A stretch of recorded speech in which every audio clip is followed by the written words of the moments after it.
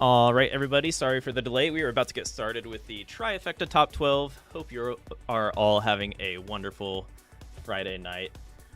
And we are going to hop right into it in just a moment.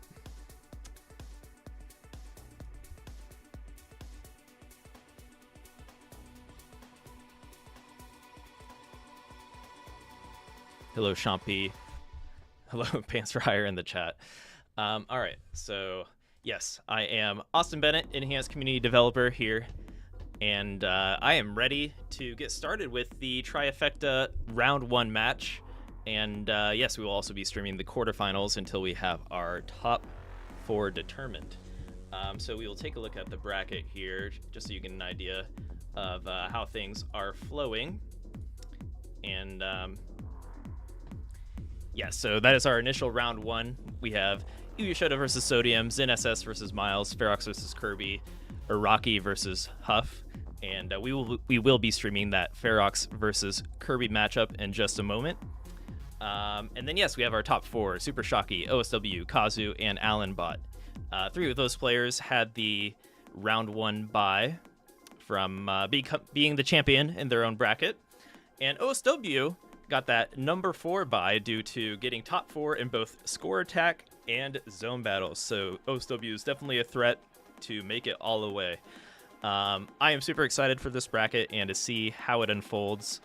I will be joined tonight in just a moment with Kronos and Pants for Hire. And let's get you guys unmuted. Kronos, Pants, how are you doing tonight?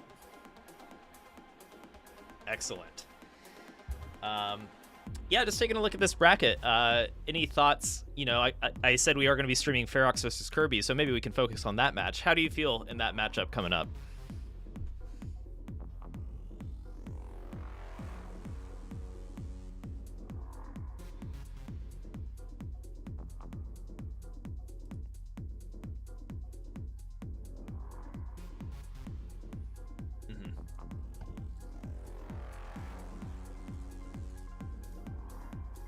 Oh, shoot.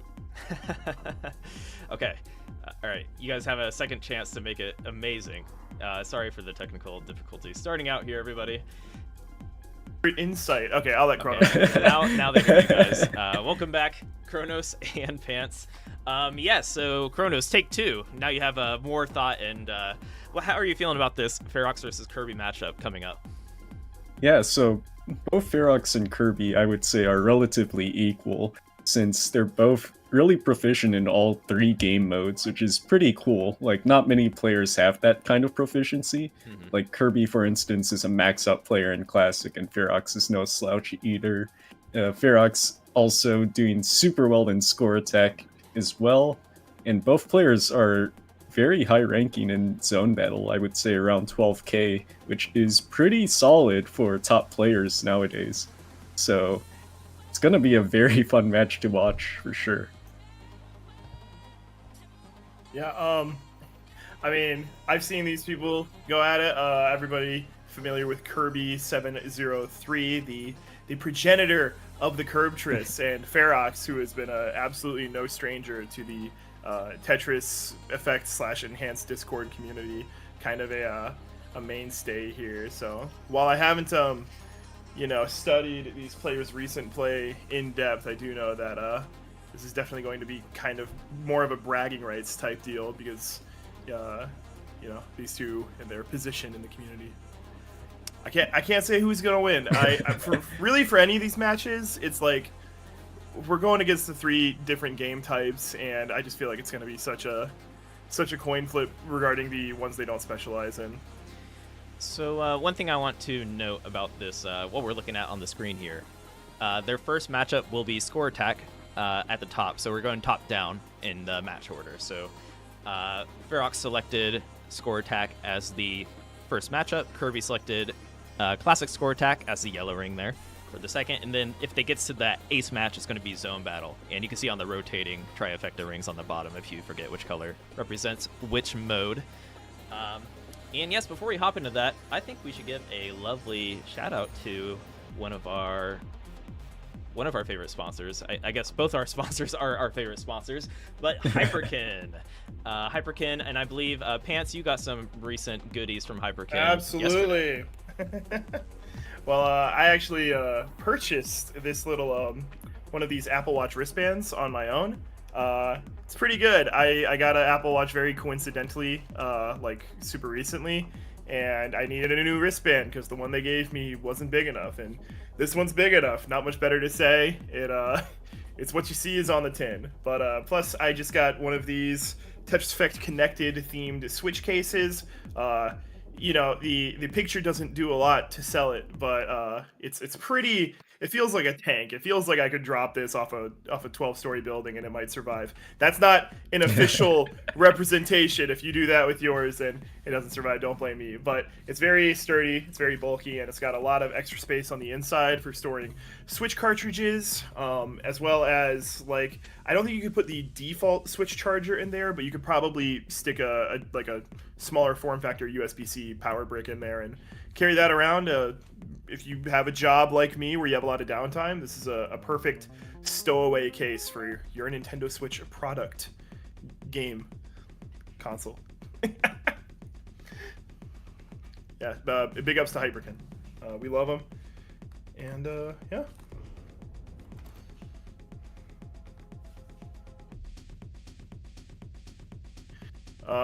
That's enough talking about product placement and advertising. We gotta talk about some matches. Ain't that right, Kronos? Yeah, I'm so hyped for this match, honestly. This is gonna be really sick to see. Okay, there we go. Kirby It's always fun versus to get things underway. And man, I'm excited for tonight, but I'm even more excited for tomorrow. Tomorrow's gonna go by like a blur, but it's gonna be some of the craziest Tetris effect you ever did see.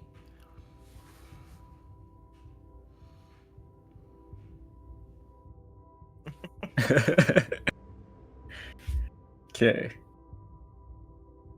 And yeah, I do also wonder what level they start out with, because in Score Attack, choosing different levels, you can do, I think, level 10, 15, 20, basically like any levels in between there. Like, Yeah, different level starts give different, like, qualities of what kinds of play you're going to expect. I was getting the information directly from Beast and Shen at a little sit down the other day, telling me, like, you know, it's surprising that some of these people don't select level 10 starts because they can do more efficient scoring there. And I'm like, well, for me as a commentator, I really appreciate they're doing fastest first, because that means quicker top outs, baby. We can get to the next stuff. Although I wouldn't mind matches going on forever, but more tomorrow than today. Yeah, both players playing the same setup. You're going to be seeing a lot of this tonight when it comes to the modern score battle matches. It's a what can we say? It's a solid system. It works well, and if it ain't broke. Yep, just solid ST stacking. You can see both players setting up the SL lines in the center. It's the best way to create a board that fits all the pieces. And really, like, when you play at this high level, level 20 on Score Attack isn't too much to concern yourself with. So a lot of the variation and a lot of the strategy is going to come in who can get to the transition faster once we start seeing the higher speed levels, and who can maintain the stack a little more efficiently. Right now we see Foox with a little bit of deviation, having to single clear 2 lines a couple of clears ago, but you know, staying forward as far as the time race is concerned. So once they top out, Kirby's gonna have to, you know, play catch up, and that might not be fun. Yeah, the most important thing in Score Attack is just maintaining that efficiency. So anytime you don't clear a T-spin Tetris or you waste a T-piece in general, that is points that are wasted, so you want to do that as minimally as possible. Yeah, anytime you drop that back-to-back, you're like, ah, man, I wish I didn't have to do that. It looks like both players just kind of working with the same pieces, with the same strategy in mind, and both having to do a couple of singles to get out of the way. But Kirby now sort of stancing themselves in a bit more of an advantageous position. The score is going their way. They are only one line ahead, and they're over 10,000 points ahead, so pretty good. Yeah. Speed isn't everything, but now Kirby is dealing with a much messier stack, and Foox is probably going to capitalize. Yeah, it's all the small things in a score attack where you just need to be as efficient as possible. And the very important thing in a score attack here is if you do mess up, knowing how to recover your stack. So Foox is really good at doing that, as you can see here, even though all of these small mess ups or mistakes that do happen, he's able to fix them really cleanly, so he gets back into a standard ST stack. Yeah, I think all the small amounts of misdrops, or not misdrops, like just single line clears that had to happen earlier. They definitely, it's good to get those out of the way. I guess more interstitially and a bit more deterministically, because then you can kind of find that rhythm again and not really let it get to you. Yeah, and it's also pretty easy to misdrop because of the 20 speed. So it's like instant gravity you have to deal with. Basically, pieces drop all the way to the bottom, like once they spawn in. So you have to just be really good at maintaining with that gravity. Yeah. Kirby's only, 20,000 points behind, 2 lines behind. They're pretty much tied. Yeah, they're pretty much tied now. Just going to be going back and forth, but we're going to be getting to 100 lines here soon. You can kind of see Foox with the preparation before we go into speed level 21. 21, not too scary for any player in this tournament, I think. But, I'd be sweating bullets right now. Yeah, you'll see the main speed start to kick up once we reach around level 25, I want to say, is when things start getting hairy. So be on the lookout for that. And once you get to around, I would say, level 28 is when you'll see players break their ST stacks for the most part. So we'll see how it goes. Foox with a very clean stack, by the way. In fact, both players maintaining that super, pristine board. Yeah, there was just a good level of commitment before speeding up to level 21 to really just make the stack his own. Kirby, not really playing too far behind. Just keeping up the back-to-back, getting the Tetris down, and it's 6,000 points ahead when they are online parity. So it looks like Kirby's technically in the lead. Ooh, yeah, but that T piece is going to be very weird to work with. We'll see how Kirby fits this O in there. Pretty it's nice. This is a legitimate improvement on what we were dealing with just a couple of seconds ago.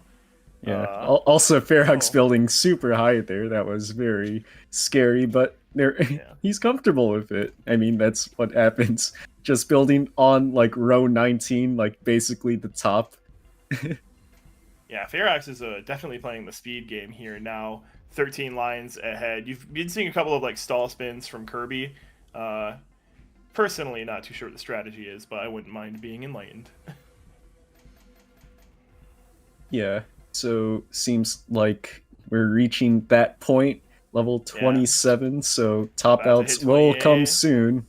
I think in the previous score attack matches I was commentating, I think the highest I saw was 2.8. Foox is looking to threaten that already at 2.5. Probably going to be switching to 9-0 stacking sometime soon, but honestly, this is just really clean level 28 play. Ooh, that's small now the gravity comes in a little intense. This is a little crazier than master mode, but Foox is going to be hitting 2.8 million sometime soon. Okay, pieces are coming in crazy. We are at level 30. This is nigh unplayable, but you could also just be a really good player and eschew what I'm saying. Yeah, level 31 already. That's insane. Just 32. Oh, we have Kirby. Kirby is only on level 28, but a little bit of a top stack mess going on. if they can reclaim some of this space, then they might be able to get back in. But there's just a lot of cheese here.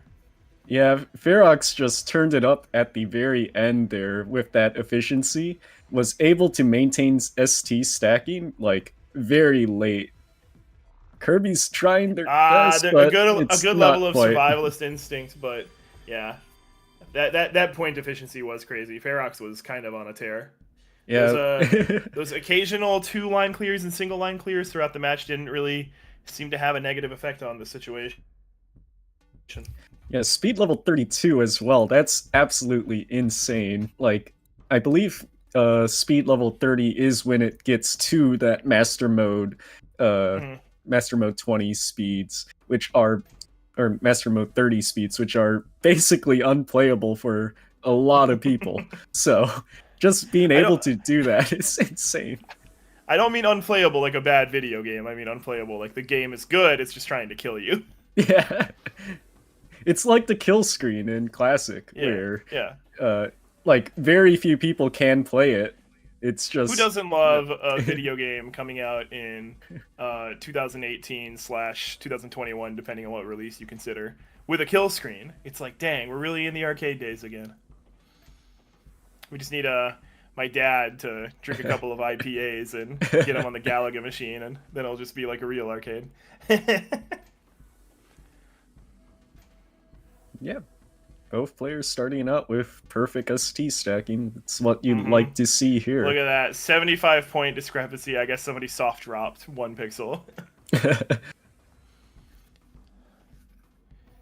Yeah, this is what you want to see. You have the middle column with the 3 blocks in the middle where you want to stack a very specific shape, which is kind of like a 9 square sort of thing with a hole to the bottom right. So when you see players do that, that makes it so the T piece is able to slide in perfectly.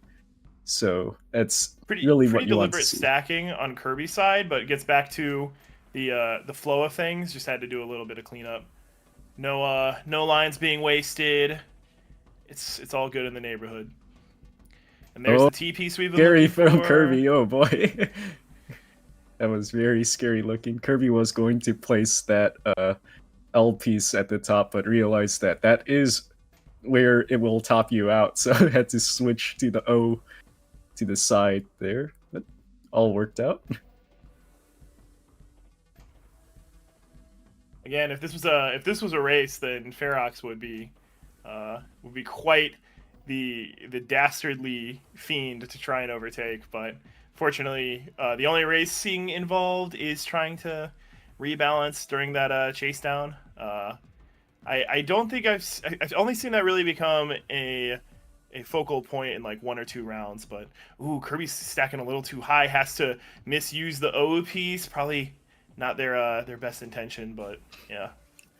Yeah, the stack got too high, which means you have to kind of bail out here. Generally, players need to do something called a reset to maintain that parity in all of those pieces. But it's pretty difficult to do, especially at these high speeds.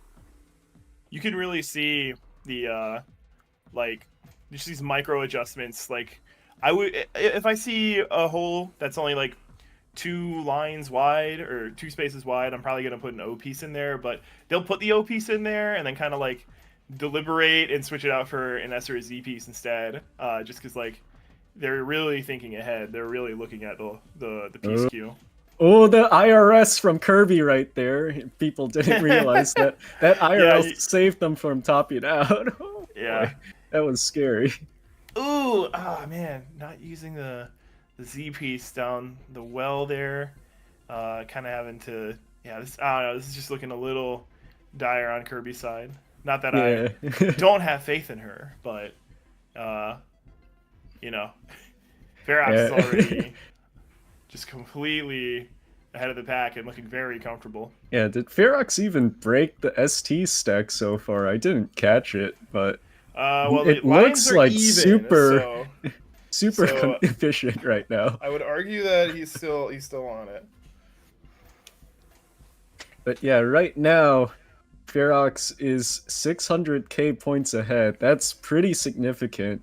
Yeah, this is around 30 lines ahead as well. With discrepancies yeah. like that, it's like, okay, the chase down is going to be a big factor. Kirby able to reclaim the mantle of a clean stack, but you know, going into speed level 21 now, it's going to be a bit of a trick to catch up with Ferox, who is 4 speed levels ahead and 800,000 points ahead. Just playing as far as score tag goes, a little out of his mind. Now we do see the break. I had to go for a T-spin single at a point. And now just a T-spin 0. Yeah, didn't get the eye pieces. But able to get back into it. Pretty clean. That's a lot of eye pieces needed to fill in those holes. That's what we call a dependency. Okay. But yeah, Ferox on speed level 27 already. Oh my gosh, this stacking is pretty good. And like, look at that score, 2.5 million. That is absurd. I don't want to say it just yet, but I think we are going to see a a little bit of uncomfortable down stacking or uncomfortable dropping there. Just the pieces aren't matching up with the speed level. And I don't think that Ferox, regarding how clean the start was, I don't think Ferox is going to be able to surmount the gigantic score that he had last round. But I mean, when you're this far ahead, you're not really worried about high score. You're worried about can my opponent surmount this? I mean, last time he got 2.8. This is pretty close. Yeah. See what happens. Just these upper line, yeah. Still another speed level 32. That's insane. And now Kirby's gonna have to make the clutchest of comebacks. Ooh, very interesting decision making. I want to argue that I think that eyepiece was the intended drop. I'd say that as well, because Kirby wanted to fit in those pieces. All right, it looks like we're just playing 9-0 right now, which at this stage, mad respect. Oh no, we're going back for it, and yeah, you can't really do any 9-0 stacking. It's just way too inefficient, even though it does allow you to like clear with Tetrises. Tetrises are very inefficient in this mode. My god. Okay, this is okay. This is the most attractive white flag I've ever seen. Going for secret my god. Well, if you can't take the round, then you might as well swag out. Jesus. That is hilarious. Let's see how far. I don't think Kirby can go further. It's 29. But that's really impressive from Kirby. Going for that was something. half of the secret grade on speed level 29. Pretty solid. That's nice attempts from Kirby, but Ferox, that's sportsmanship right there. Yeah. That's just sportsmanship. Yeah, so that was really, really cool. People in the chat are saying that Ferox actually lost that one due to getting half secret graded on. So, we're gonna have to take that to the judges. And okay, that's not how that works. So Ferox did win, but yeah, pretty hilarious way to close it out. I appreciate Kirby for the spectacle. Yeah. But yeah, we're gonna be going into CSA next, which is less my territory. But by God. By God, I'm on the mic. This is where Kirby should have a chance to shine as a max-out player. I believe Ferox has done pretty well in Classic as well. I think he is in the 8K CSA, so can play level 18 speeds. Probably can go into the transition as well, which is pretty significant. So we'll see what happens with this matchup. It's going to be pretty hype. I'm excited. And no breaks, no nothing. It's just pure gameplay right now, going straight into it after this cool little production bumper goes away. Oh, it went away. Okay, yeah. So we're going stats on the screen. Starts. We got it all set up. Yeah, so for players classic, stacks deviating, not sometimes you see them kind of use a little bit of ESP, a little bit of The Shining to agree on where their pieces go. But regardless of how similar they look, they're both very well done. yeah, so for classic, goal is to just get all the Tetrises that you can. So basically build very cleanly. You want to build with a flat stack for the most part, so your pieces can slot into wherever they are because they're completely random compared to like most modern games where you have a bag of 7 instead. And I gotta say that I've seen a lot of CSA matches and just how brutal they can be with like early droughts. So these players better count their blessings with how simple and tame this piece RNG is. They are getting something very standard. It almost looks like they're playing with a bag with how reliable all the pieces are. Yeah, it looks like Foox is going to need to do a bit of digging here. Yeah. Didn't get the best pieces to fix the stack there. Oh, a misdrop.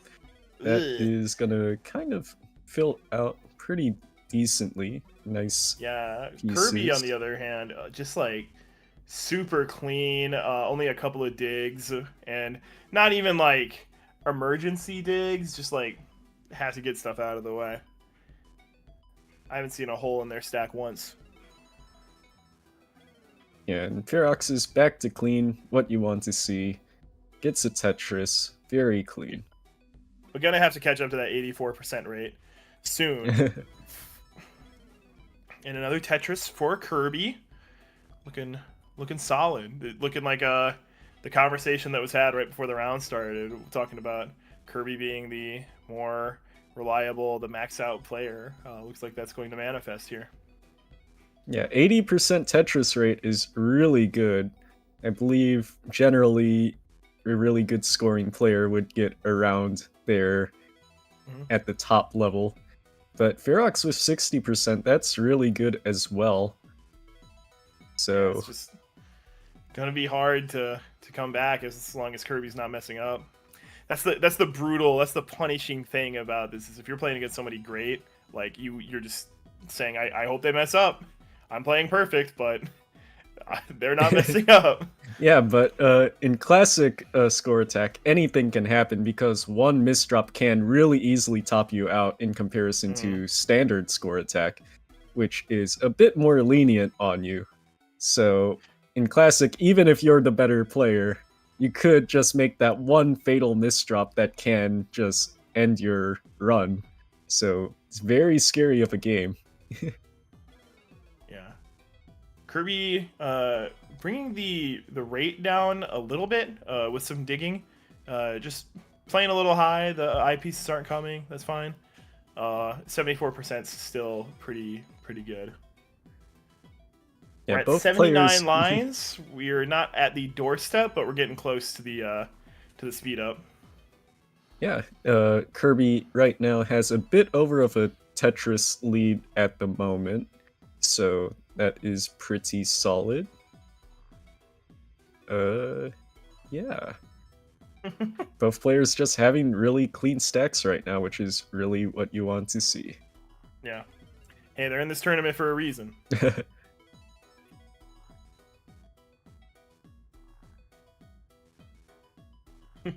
Yeah. That's where you could be like, well, some of them are literally in this tournament not for the reason of being good at CSA. Yeah, both these players are coming in from a normal score attack, right? Or is it CSA? I don't know. So yeah, I think Kirby might have gone in from score attack or CSA. I think CSA. Yeah. Foox was looking really good in score attack. I'd be shocked if he didn't sneak in because of that. Yeah, but we are getting close to transition here, which is at, what is it, 120 lines? 130 lines? Yeah. Forgot. I'm a little there with you. Yeah. Yes, 130 lines, that is correct. There's Okay. just not much to criticize here. There's just not much to pick apart, and you know, I don't need to see any replays. Both these players are just good. Yeah, very nice tuck from Kirby right the there. score discrepancy is not that crazy. It's like 40,000. Totally doable for Foox to come up from behind. But again, Kirby's just slow and steady, making it look easy. Yeah, and one more Tetris should bring this match into transition here. So let's see what happens.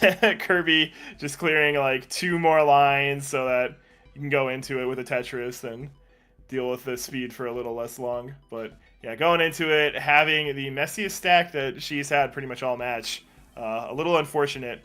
And Foox, on the other hand, kind of clean, immediately jinxed, but I didn't say it until it happened, so don't yell at me.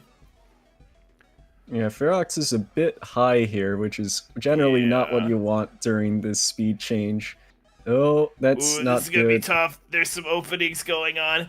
Kirby, on the other hand, just oh, and that's it. That's it for the first round.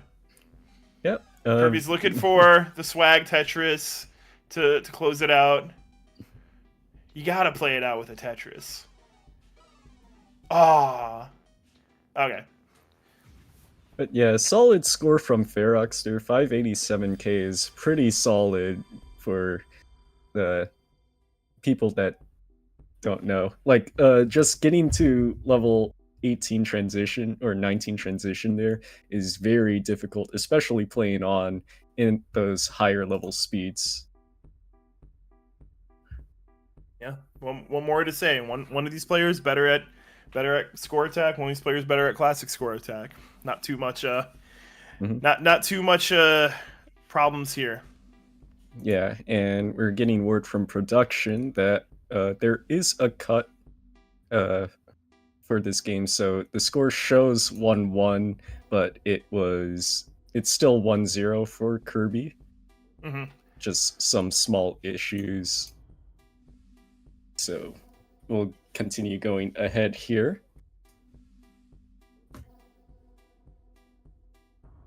Foox spamming the emotes. I bet Kirby's kind of like, whew, thank God for the early top out, because it wasn't the cleanest start for level 19 for Kirby either.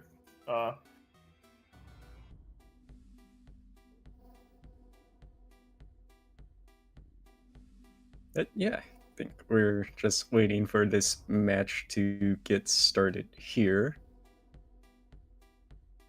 I hope everybody watching is having a good day, getting excited for the results tonight and the final players that will be going in tomorrow. I'm excited because I get to work tonight. I wasn't planning to work tonight on the stream. I got kind of last minute asked, and you know, what am I gonna do? Say no? I'm not gonna say no. To Beast and Shen to enhance? Hell no. But I'll also be on the stream tomorrow commentating with Davo and Shocky, and you know, we're gonna see some of the best of the best. We're gonna see some matches. Yeah. So hopefully this match gets started soon. I'm really hyped to see it. So let's see what happens.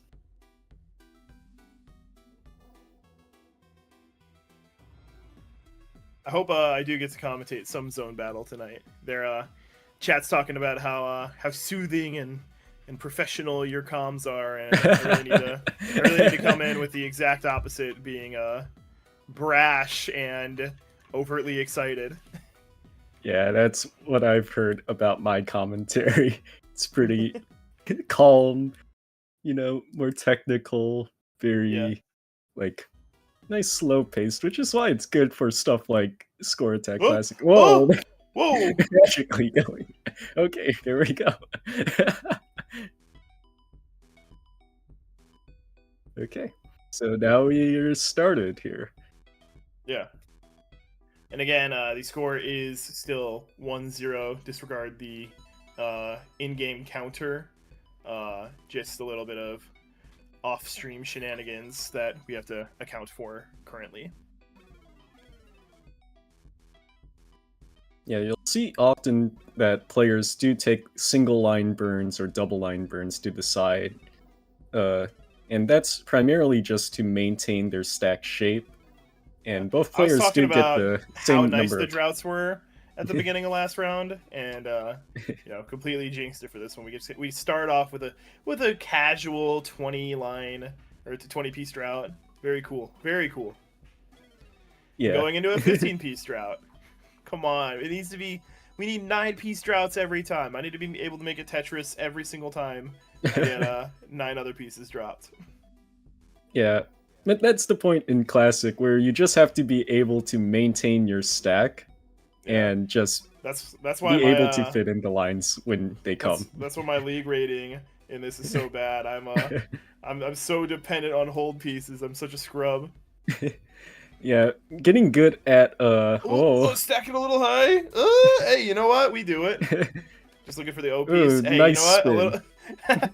We had the O piece in the next queue, so I thought we were going to say use, Kirby with the eye tuck there. That's not quite the eye tuck you want, but with that, that double, works, that works. cleanly Honestly, clears it. I'm kind of hoping for a big drought, so it's more justified. And okay, 12 drought. You know what? That's justified. That actually needed to happen. Don't say, oh, well, they could have held that for. Nope, it was justified. That's the narrative, and I'm sticking to it. Yeah, and even with that, looks like Kirby is still ahead in terms of efficiency by just under a Tetris, I want to say. Really, really nice Tetris rate right now. Immediately trumped by a not nice one. Yeah, both players maintaining around 50 to 60% Tetris rate. It's pretty solid. A little bit of a rocky start regarding the droughts, but looks to have sort of simmered down. The Tetris gods are nice. They have been appeased. Kirby has a few holes to fill in the stack, but looks like she's able to fix it very cleanly. You always love seeing those flat T pieces come in the clutch. Oh, I thought Kirby was going to go for a center well Tetris there, but it seems like Kirby bailed out on it. A little bit of deliberation in the piece placements on Kirby's side. Yeah, going for a left side Tetris. That eye dependency gets it. Kirby and gets the J. Oh wait, hold on. Kirby bailed on that Tetris earlier. That's unfortunate. I like speed level 18 because the J and the L's are the same color as they are in modern, so it's easier to remember which one's which. Yeah. Oh. Not quite a dirty Tetris from Foox, but Foox should be able to clean up this board. Won't get a Tetris with this clear, unfortunately, but should be able to be clean. Oh, unless building row 2. Yeah, these raids are just so much lower than last round. Just very. If I was in their shoes, I'd be very frustrated with the piece generation. Yeah, it looks like Foox at the row or column 3 Tetris. Very interesting. I have seen a couple of fun, dirty Tetrises on Foox's side. Love seeing a dirty Tetris. You know, they're called dirty Tetrises, but why do they feel so clean? And yeah, something about this match as well, both players are playing very safely in comparison to what you see from most other classic score attack matches, especially in those brackets. Kirby is pretty high up here, but should be able to dig out with a few pieces. This is a really good time for Foox to kind of get back in there. And as soon as I speak it, Kirby's clean again. Yep. But yeah, as I was saying, if you've seen the classic score attack matches, they were super hype since players would build up very high and make some risky plays. Especially shoutouts to Somalian for some of his play. It was absolutely insane to watch, just building so riskily with so many different tucks and stuff. But yeah, we're getting close to transition. So a bit over a Tetris until transition for Kirby here. So with just one more line cleared, that should take her over to level 19 speeds. Foox not in the best situation, especially right before transition here. Should be able to clean up with another piece here, and one line hopefully away get from the one more. transition and gets that perfect 9-0 stack. Pretty clutch to get it started in this way, but now these pieces are not being nice. Ooh, Kirby with a misdrop should be able to clean it up. Interesting. Eschewing speed in favor of just a comfortable drop on Foox's side. Yeah, it's very hard to control at these speeds, especially if you are not familiar enough with Classic. Just level 19 speeds are already really difficult to play on. And again, the door Not is even open including for Foox kill screen. to crawl back, but it takes a little bit of something. Okay, the piece placement's looking good. Yeah, the score is super close now. Very close now. It's less than a Tetris of difference between the two players, and Foox is opting to play more safe, as you can see. Oh, looks like Foox having a few messy pieces to deal with. Meanwhile, Kirby seems to be clean. 4,000 behind. Ooh, that's a bad drop. That's gonna be painful. If it could get cleaned up, this could be something. But just a lot of these. The left side is not enough. Are hard to catch up, and Kirby takes Kirby it. Gets the 2-0, even though the in-match is reporting as 2-1. Production is informing me that the actual score is 2-0. So, with that, we get your wish. Let's go. I'm doing that little shift in seating position, when the video game gets serious.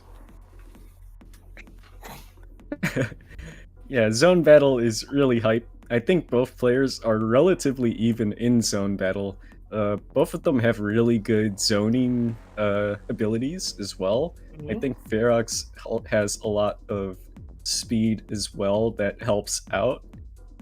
Yeah, so we'll see what happens. But we also have Mrs. Curbtris herself, so maybe we see a couple of those. Are we going to see, when it matters most, the namesake presented? However, Curbtris was established in, zone or journey mode, not zone battle. So you have a lot less pressure going on there. Can she surmount that pressure to present us with those Curbtrises live on stream on the Classic Tetris YouTube channel or the Enhanced YouTube channel? But that audience won't hear me.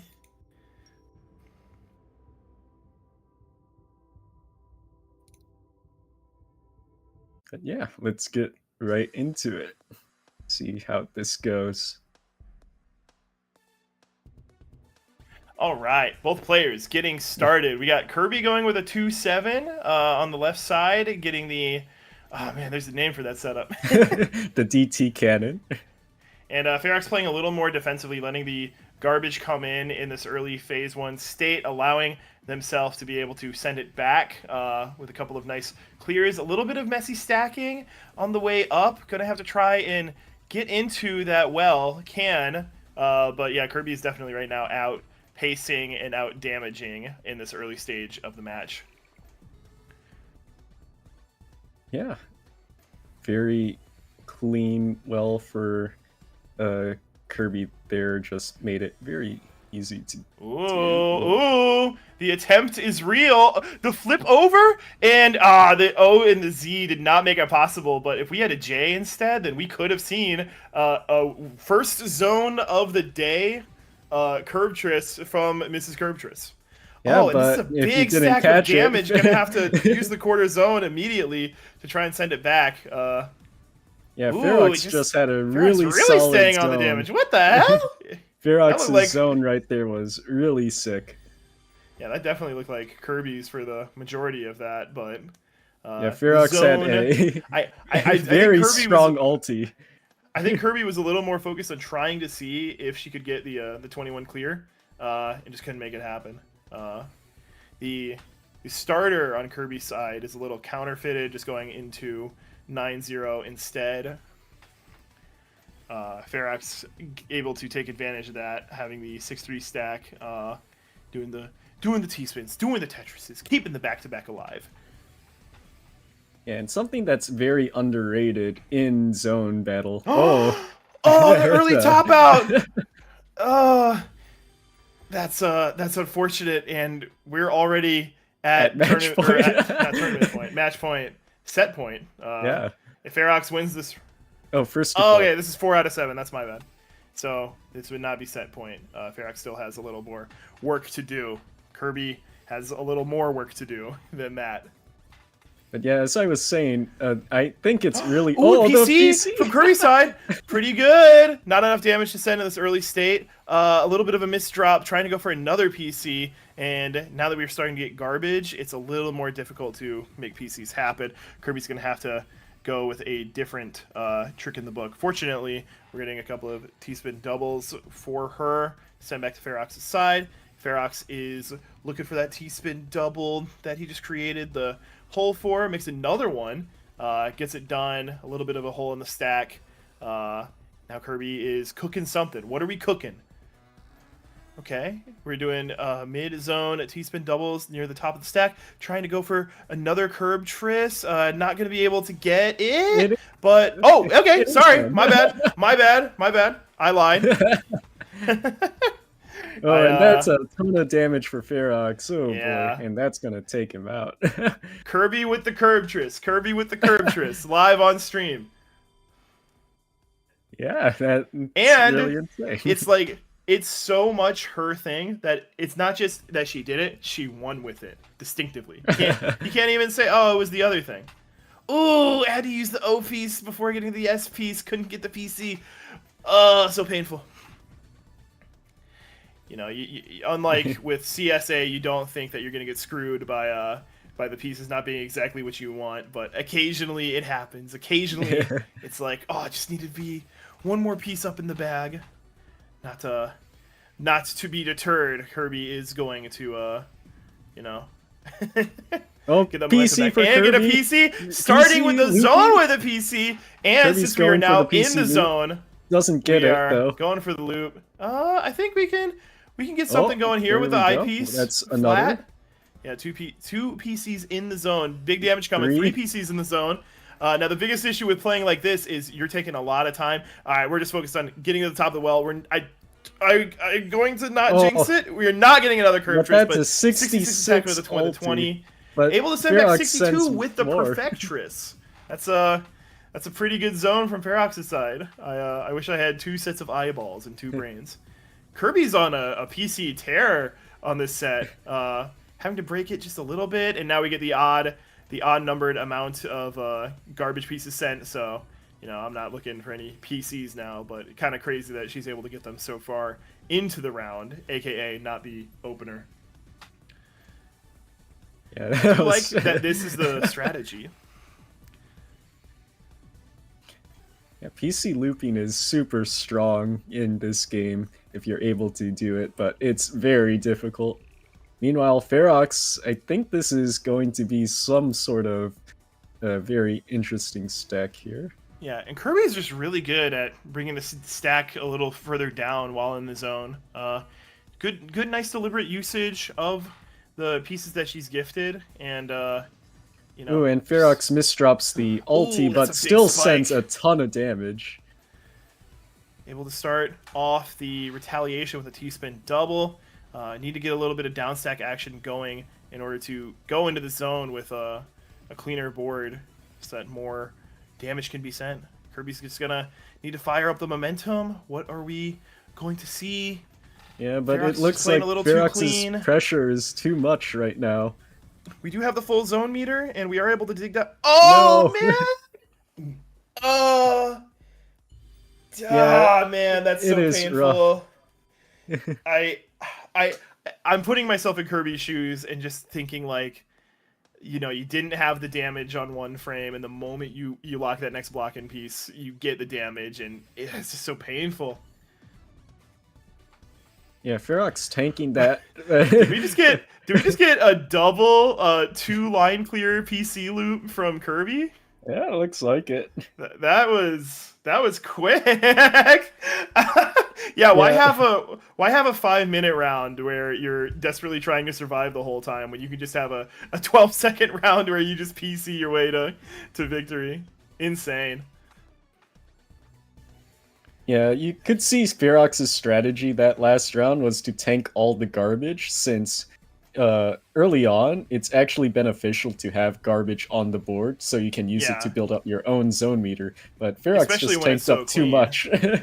Yeah, that was a fun like counter strategy that both players just made the read on. Yeah, Ferox but- unfortunately with the incorrect read, and Kirby with the Well, resolution. Ferox trying to get that piece over. Does get it. Gets a Perfectress. But Kirby's Okay. able to tank a bit of that right there with the first line clear, so Kirby should be sending back a bigger spike here. And again, are we going to see the namesake achieved? Ooh, no, but 20 is not bad. 20 clears, not that bad. 50 attack. Yeah. Looks very solid. And both But players now- really just in a comfortable position. Ferox playing a little higher up, but we're not really seeing too much like awful garbage. Really just able to continue and keep on surviving. Kirby now looking a little more comfortable. Yeah, with Ferox is having a trying little to- difficulty digging downward. Looks like it's like I don't want to drop this piece there until I start the zone, but it's gonna have to come out eventually. I think this would be where we see Ferox pop a zone once we get that T-spin double in there. Both players zoning out right now, but who zones better? How good do you zone when the other zone is zoning? That's what we want to know. 20-line attack from, or 49 attack from Kirby's side. Ferox has the opportunity to send back just a little bit more with the same amount of lines. Ooh, Ferox a little tried to bit get a close PC. to a PC on the Ferox It doesn't side. get one And here we need an either. eyepiece Very for unfortunate. The next one, just not there. And yeah, this is a very close match right now. Ferox is in a slight disadvantage right now. Yeah, but with that unfortunate misroute from Kirby's side, and another one, it's just constantly creating cheese for herself. It's going to be a tight comeback situation, even though both players are kind of matched when it comes to zone and board advantage.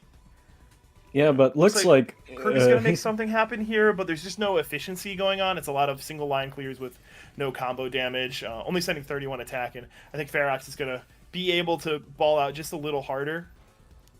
Yeah, Ferox had a lot more space for this zone, so he should be sending quite a strong zone here. 37. A little more. I think it was like 6 lines more total, but outside of the zone, Kirby can still be mitigating that damage, and looks like that was the situation. Ooh, you'll have to see an eye spin. Okay. Both players relatively even right now. This is very close. Kirby's about to get back into the zone. I feel like Kirby's been doing a good job of like popping it when it makes the most sense. Yeah. Maybe he could have afforded a clear to bring the stack a little further down so we don't have to worry about the cleared lines in the stack. Ferox also popping a full zone. Yeah, but it seemed like Ferox didn't get like any lines sent to him previously, so this looks like a strong attack for Ferox here. Yeah. Kirby has to do something to get rid of these incoming damage, but it looks like it's a lot. Yeah, but fortunately able to find some form of downstack enough so that the zone meter can stave off death just a little longer. Defeat. Yeah, but Really this good. is looking very bad for Kirby. That's a lot of garbage. Can find the zone meter. And this level of survival, this level of desperation, but this is a lot of damage to deal with, and Yeah, and Ferox takes it over Kirby. That was Ferox a very intense match. surviving, maintaining, even though Kirby was able to get such an epic round win with that pretty crazy PC play, they gotta end eventually. I know you guys just as much as me would enjoy seeing these matches go on forever, but that ain't how it rolls. Fortunately, the night's not over. That night's gonna keep going on, and we do like that. Yeah, that was really fun match to see. I'm really glad that this was our quarterfinal match that we got to catch, or not quarter, or one of the top 12 matches that we got to watch for now. And yeah, so looks like we should go into our sponsor reads if you want to do a plug for APMEX. Oh yeah, APMEX. They're a industry leader in producing collectible items and investments in solid rare earth metals like silver, copper, gold, platinum. What they're doing for Tetris is providing a multitude of these collectible coins with the authentic official pixel art representations from the original NES game, as well as a couple of other different designs that you can see on their website, and collectible coin items that have the designs embossed and engraved onto the metal itself. They're worth money. They're a solid investment. They look nice, and if you just want to use it as a cool coin to carry around, maybe you got to make the most epic coin flip call of all time. You can't do much better than this. But yeah, if you're just looking to find something real to invest in, you got burnt on crypto, you got burnt on your football parlays, then maybe do something a little more real with APMEX. Yeah, and then also 5 There is no end in sight for us, nothing could measure the kind of strength inside our hearts. It's all connected. We're all together in this love, don't you forget it. We're all connected in this. I'm yours forever. There is no end in sight for us, nothing could measure the kind of strength inside our hearts. It's all connected. We're all together in this love, don't you forget it. We're all connected in this love. I hope you do as well. Yours forever. After that, There is no end in sight for us, nothing could measure very hyped. the kind of strength inside our hearts. It's all connected. We're all together in this love, don't you forget it. Coming up We're all next, connected our in this. next match. I'm yours forever. There is no end in sight for us, nothing could measure Yeah, the kind of strength inside our hearts. It's all connected. We're all together in this love, don't you forget it. We're all connected in this love. and then we got Alan, who I believe is more. Yours forever. Yeah, There is so, no end in sight for us, also nothing could measure the kind of strength inside our hearts. It's all for the connected. But yeah, we have Iraqi versus Alan. Iraqi came in from zone battle qualifying there. Is rank 1 on score attack, is very, very good in zone battle, is playing there like super often. Sorry, I said Iraqi for score attack. I was thinking of Shocky. Oh my god. They Yeah. rhyme like the tiniest bit. Yeah. No, Iraqi's a zone battle guy. He's the guy who's constantly doing curb trisses. Oh my, I'm so sorry. But Iraqi is Okay, rank 1 Iraqi- in score attack as well, which Oh my is God. insane. So not only super good in zone battle, but also like number 1 in score attack, which is very, very Ooh, insane. look at this graphic. A Switch player? Ooh.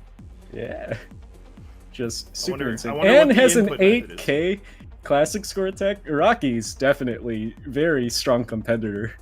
Oh Yeah. boy.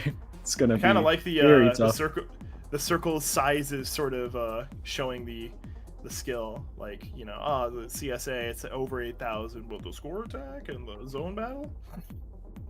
Yeah, and on the other side, Let's see Robot Alan's graphic. yeah, so here's Alan. He's not super known for Modern, but has come in first place in the Classic bracket.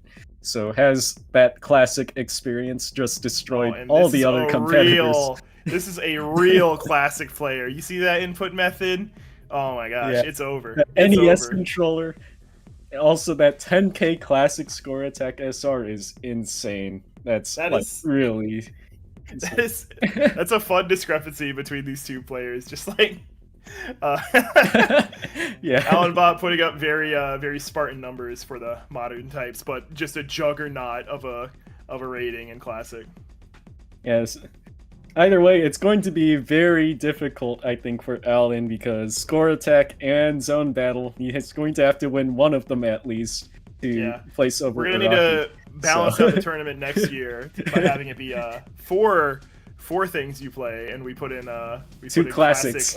classic battle mode. We put in we put in classic PAL, the PAL version because it is in Tetris Effect. We could play that. but it's not. That's you gotta go in a lobby. You gotta do it off it's not ranked. It's not ranked. Yeah, but then how would we do the tiebreaker situation? You do the yeah. I guess so. We need to do a fifth one. We make that one online master. No, push mode. I guess that's also modern. Yeah, and looks like we're getting started in Classic. So let's see what happens for Alan Bot and Iraqi. Let's see Paul Allen's stack. So I really want to see Alan just tear up this Classic part here. Let's see how it goes. It's like Alan Bot couldn't get the needs T-spin in to. there. No, you can't do a T-spin with that shape right there. Okay. Yep, not in Classic. Modern commentator. Yeah.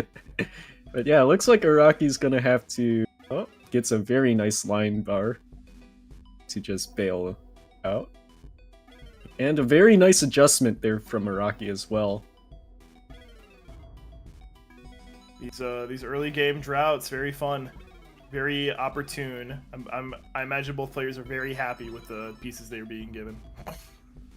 Yeah, and if you didn't catch it, Alan Bot has been doing a lot of very clean tucks to fix up his stack just as fast as possible and just super efficiently and cleanly. So that's pretty cool to see. Looks like we're in a clean part of the match. Nobody's really getting screwed. Very even, very nice. Oh man, I love Classic Tetris RNG. I would never say anything about it. And then we shall be eating our words shortly. Yeah, but it looks like right now Iraqi is actually the one in the lead by one line, a single or something. So it's not quite the lead, but kind of a fake lead. Yeah. How are your words tasting? Because you had to eat them. You gotta eat your words. With Alan now in the lead. Yeah. I mean, it's Classic. Things go back and forth really wildly. And yeah, once again, both players very clean. Iraqi building the center well and gets it with that gets the small I-tuck. player.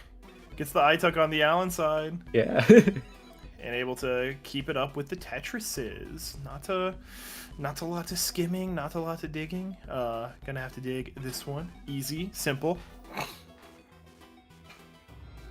Yeah, seems very clean on both players' sides. I can see the NES controller in my mind, the way Alan's playing. Just like the way the pieces are moving. Yeah, also right there, rolls.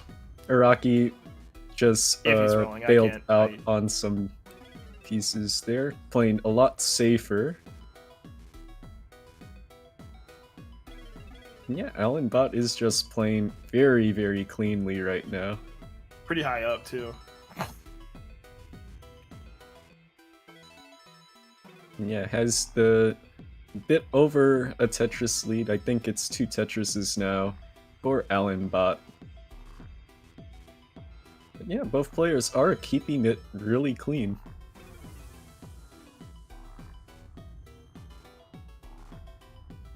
Single line clear for Alan to, just keep it fresh. you got to keep that stack fresh. Because if the stack isn't fresh, then you spoil it. It goes rotten. Yeah, I also like some of those tucks that Iraqi did right there. Just maintains the clean stack. Allenbot looking for the O piece to cleanly clear those 2 lines up top and gets another Tetris. But yeah, you can see Allenbot slowly just taking the lead here. It's now quite a bit Nice ahead. talk.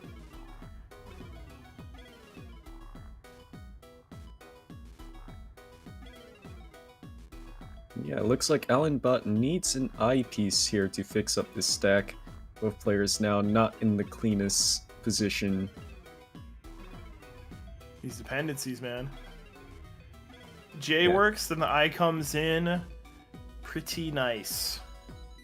Yeah, this Alright, gives stack's time getting for cleaned. Iraqi to catch up a bit, but see what And- happens here. Very, very blessed to get that that Z piece into the I piece. Yeah, Iraqi side looking mad clean. Oh. Ooh, testing the That's waters a high. little too much. That's too much. Oh, the I High piece. tide's coming. Yeah, I The piece early came top one out, we too didn't even late see there. 19. Unfortunate for Iraqi there. Just one piece off of getting that Tetris to be able to dig down for Iraqi.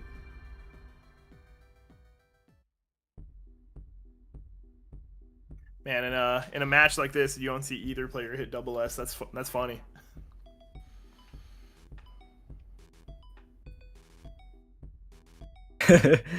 Yeah, someone pointed out in chat, Alan rotating to top out faster. Very fun. True NES player.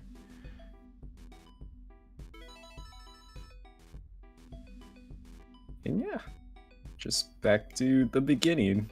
Both players hopefully getting a clean start. Looks like Iraqi is trying to play with a clean stack, sacrificing efficiency just to not top out early. It's always the smart decision in Classic, especially if you're not super comfortable with it. Did go a bit aggressively for that Tetris, does bail on this one, but It's the yeah. it's the Z spin. You love to see a classic Z spin. Or an S spin, but you know. yeah. This one pretty. Look at that stack on Alan's side. It was like a perfect staircase. Like Yeah, it looks like Iraqi's gonna have to deal with that O misdrop right there. Gonna need specific pieces to fix it. Ooh, very smart flat burn there from Iraqi.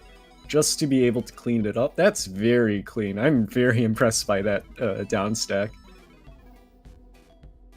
it's so weird to hear that term being used for classic Tetris. Yeah, I mean, just clean. Oh. Wow, even more smart decisions for Iraqi there. It's really impressive because I've never seen Iraqi play Classic before, and this is just mind-boggling to me, just these decisions, because it's like decisions that you would expect people that have played Classic for a long time to be making.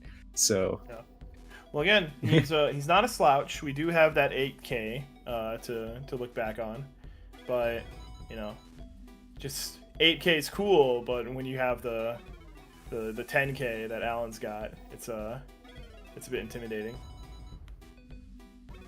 yeah, Allenbot going for the left well Tetris, gonna get it, and is quite a bit in the lead right now, around 3 Tetrises at this point, so it's pretty sizable. So even though Very Iraqi- good play from the resident classic player. I mean, that's what you'd expect. That's what this is for, to showcase and highlight the different disciplines and who can be the master of multiple. It just so happens that Alan is the one more primed and ready to go, but you know, he could at least like not ball out this hard. Just 77% rate, just real clean. Yeah, it looks like Allenbot's going to have to fix this stack now a the little mess bit. up.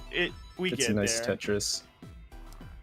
And should be able to clean it up with T, S on the right, S on the left, and that should clean up his stack.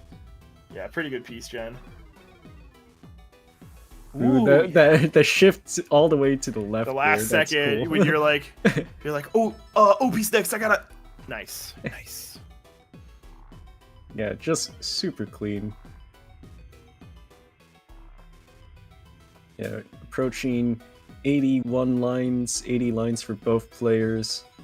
But Allenbot with 100k point lead, that is very significant at this point. So, yeah, Iraqi's going to have to catch up. Wow. Yeah, you can tell he's an NES pad player. Those just zoomed on over. Yeah, all those just tucks and everything from Allenbot are just mesmerizing to watch. Yeah, it's like he's always got a perfectly rightward descending stack. Like that like O that piece matters is to so. him, you know, like... well, it's going to kind of be annoying to deal Yeah, with. Needs you're the right, I you're piece right. there. Oh, Wow! that I all the way. That is absurd.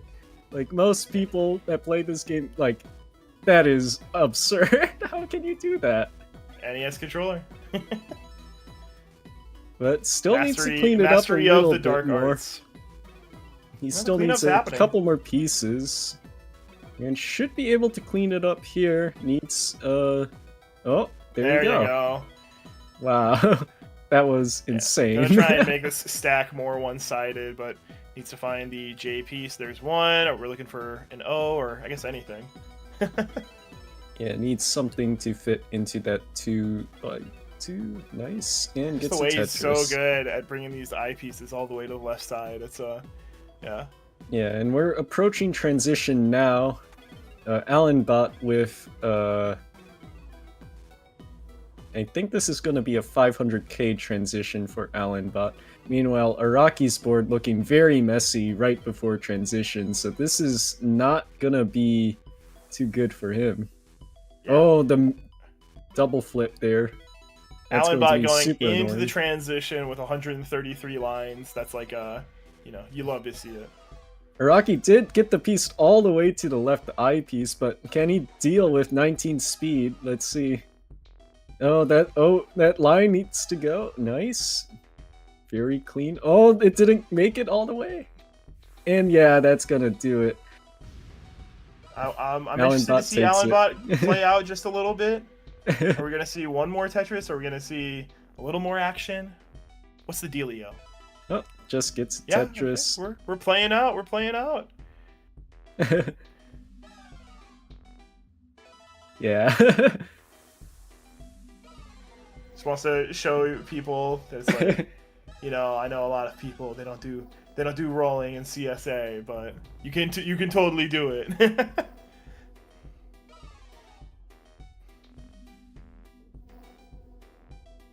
Yeah, that was really impressive from Iraqi there, but Allenbot is just too much to handle. I mean, you want to score it, the classic score tech bracket for a reason, and you can clearly see why with just such a monumental gap. Oh, the T-spins. He's so good. Just mauling it out.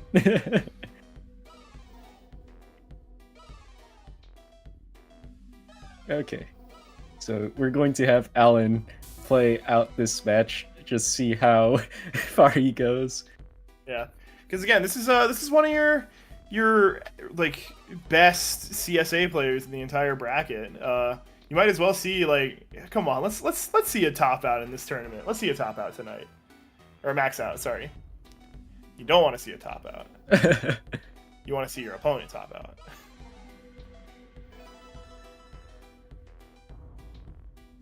Yeah, 793k, almost 800k here at level 26. This is going to be kind of difficult to max out from here, because I don't think there's too much leeway. He's just chewing it like butter. Like, I mean, I agree, but like, yeah, but the one thing is none of this has looked remotely difficult for him. Yeah. If anything, I feel like he's gotten more consistent since the trend. Like, oh, okay.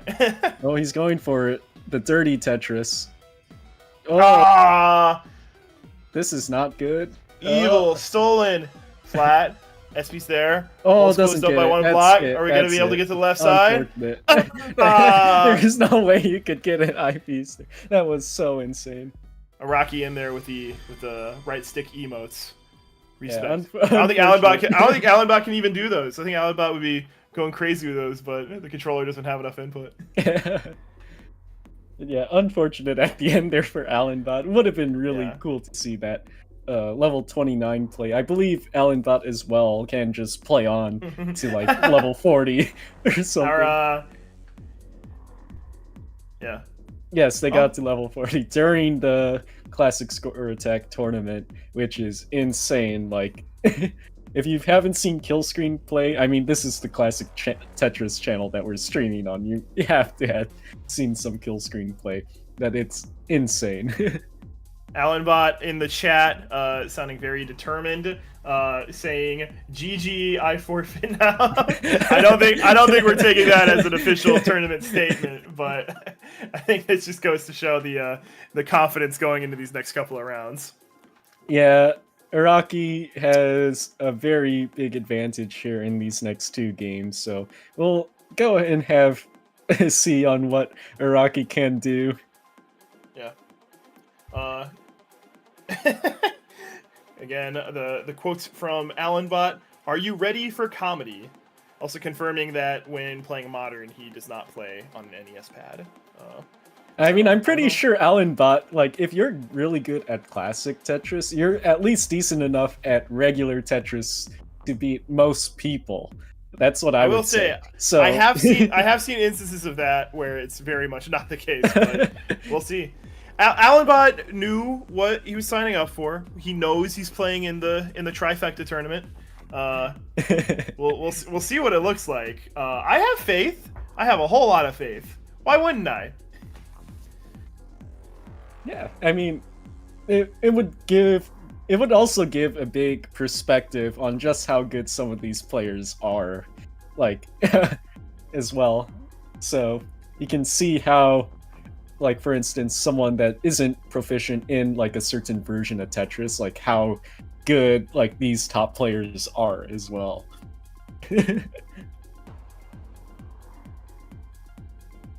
Again, that disparity between their score attack and zone battle skill ratings is quite the mountain to look at. Just the yeah. We're talking like triple the rating. That's so insane to me. Okay, let's see Iraqi. But yeah, Allenbot, he can definitely drop. Oh yeah, and, you can see he went for the PC. He went for PC. Couldn't find it. That's okay.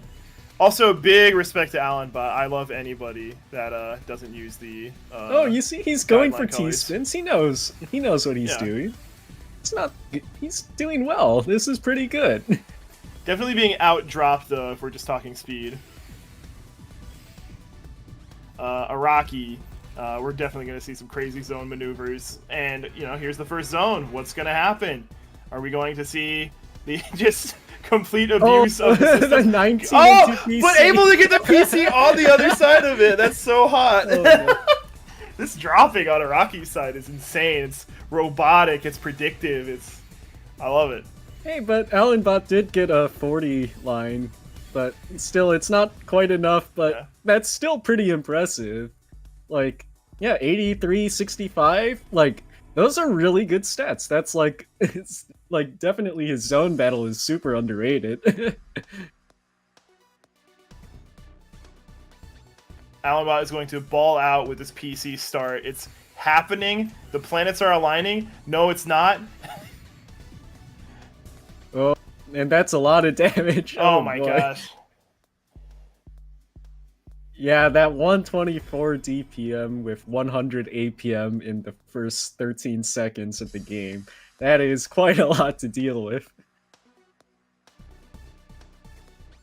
Nice little SZ start. Everybody loves it. Some low stacking and clearing on Allenbot's side. Able to get into the right side well, cranking out the zone meter a little early to try and stay alive, and gets taken to the next and potentially final round. Yeah, that was just what was it?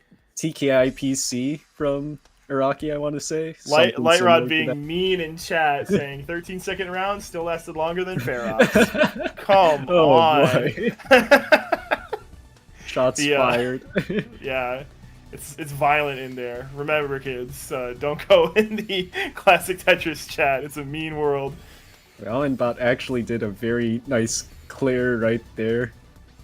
People didn't catch it.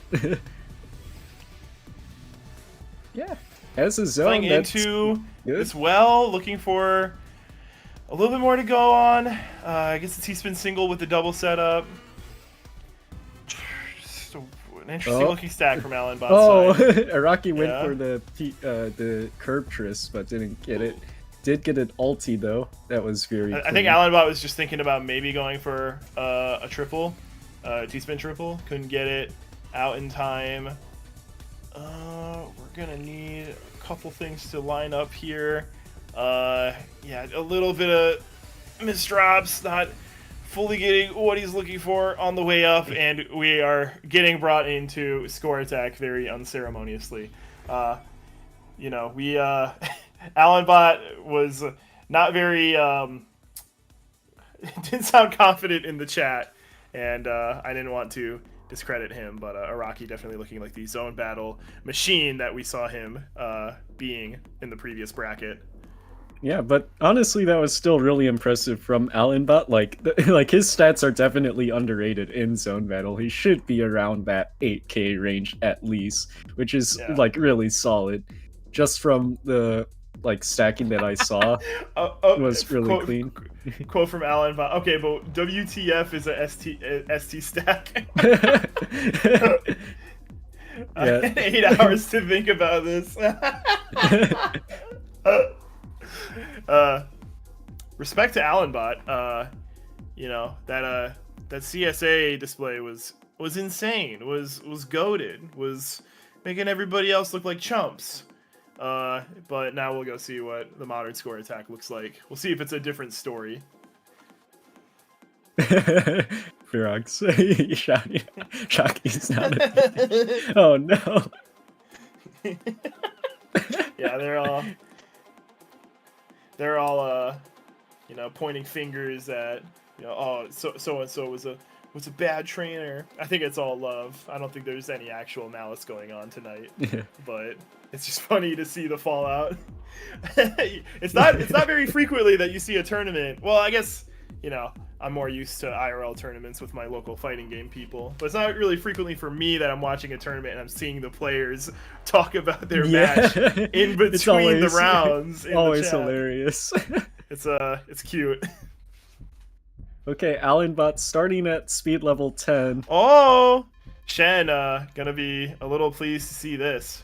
And again, I get to see the actual.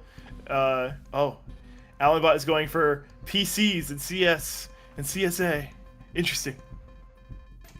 Honestly, pretty decent start, all things considered for that.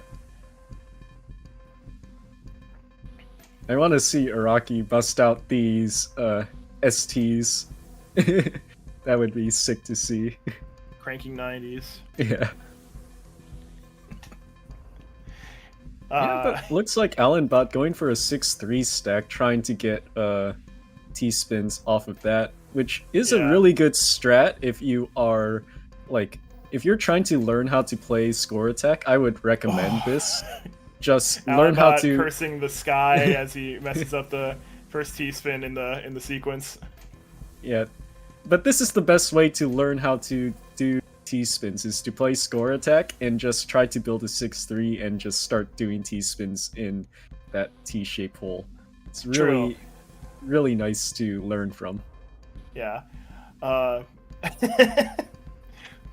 will say that the average person learning these methods usually does it in single player and not in the biggest Tetris Effect tournament of the year. That is true. But yeah, wow. Iraqi is kicking all sorts of ass. A very consistent stack going on. Really clean with the ST stacking, and oh wow, oh man, I don't even think he's broken it. He might have. I'm Yeah, I paying think he more broke it attention a to little bit Alan's side. earlier, but not by too much. He was able to fix it super quickly. So,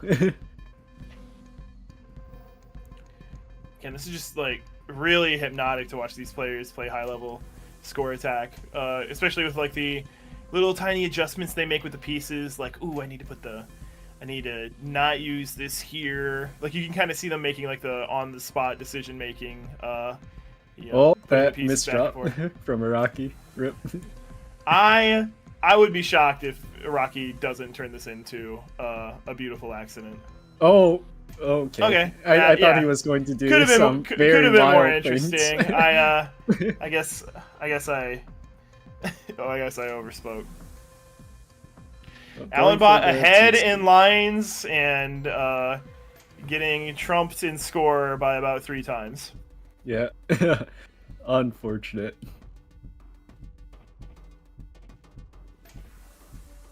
But yeah, I mean, it's what happens.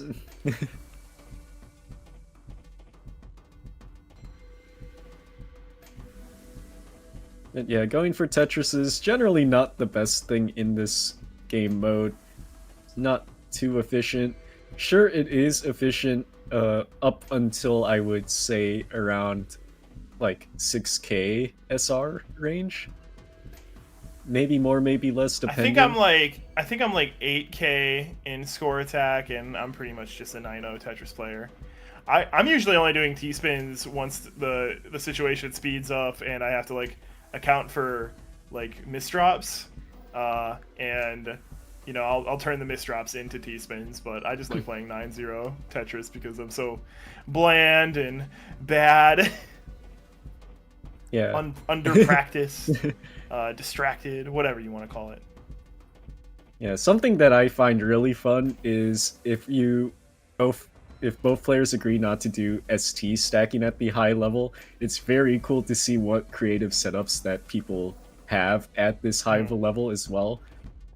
Would be really cool to see people just do freestyle stacking. Yeah.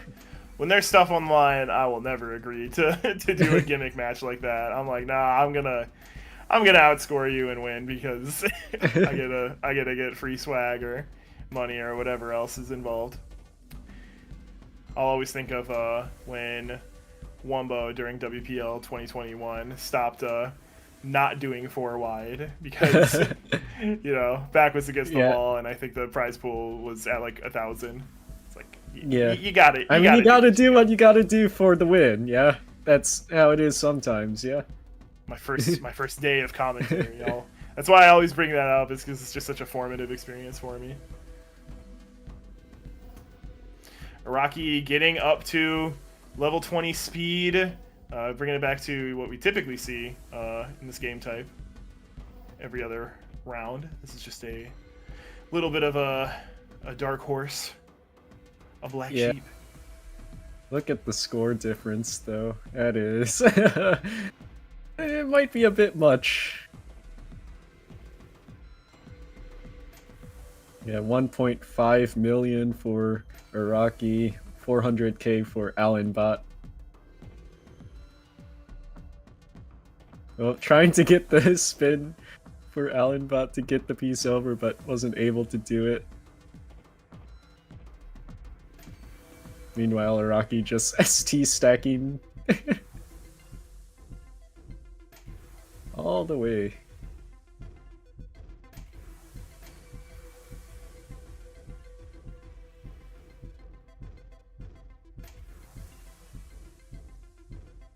Pretty good score coming from Iraqi side. I don't think we're going to see him break 2.8 million just because we didn't start at 20, so the score multiplier is a little lagging behind, so to speak. I don't remember what is the most efficient level to start on, but I do think it is lower than 20 start, by the way. Okay. So, well, I think, like, top players play around 15, 17-ish. I don't remember what's the most score efficient one. Mm-hmm. But I'm pretty sure with, like, the 20 start, you can get a very high score. Oh, according to Ferox, the highest scoring level you can start on is 10.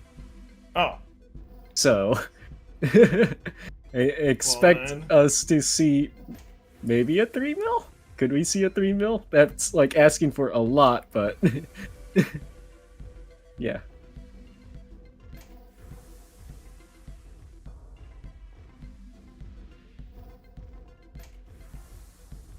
Yeah, and according to Ferox, yeah, I guess, the level 10 start world Sorry record is for- 3.1 million. sorry for So- bad commentator info. It will happen again. I'm apologizing for it in the moment. I will not apologize for the future discretions. Oh, it looks like Allenbot having trouble at these level 26 speed. This is And, generally where most players top out, and that'll do it. Allenbot with 600k. I think Iraqi's gonna give Allenbot a taste of their own medicine, playing out this ending a little bit. He's like, "Hey, you can do it CSA." Oh, 2.9. Hey, you know, that's okay. 2.9. Completely That is giving very high. proof to what you were just saying about me being incorrect. Damn. Yeah, but that's a really good score from Iraqi, 2.9. Probably gonna be one of the largest score differences we're gonna see all night. Unless Iraqi just somehow does 3 million this game. We're starting at speed level 20 this time. Okay. I think the reason why a top player might pick 20 over 10 is just so that, you know, they're like, I'm confident enough to play at 20. Maybe my opponent gets screwed up by having to play at a high speed. I mean, you saw that from Allenbot earlier, just not able to handle 26, which is pretty difficult for the Getting most a little part. bit of an eyepiece dependency on Iraqi's part. All right, And able to yeah. clean it all up. Yeah, we're back in the mix. Just a little labored for a second. Yeah, sometimes it might look like you're waiting on that one piece for the score attack people, but when you're comfortable enough, you just understand when those next pieces are going to come. But sometimes you might get unlucky, but it's not too often if you build correctly. Even the SD stack alive and well. Yeah, this ST stack looks so pristine from Iraqi. Can see all the same colors in the same sides. It's like so satisfying to watch. Super deliberate.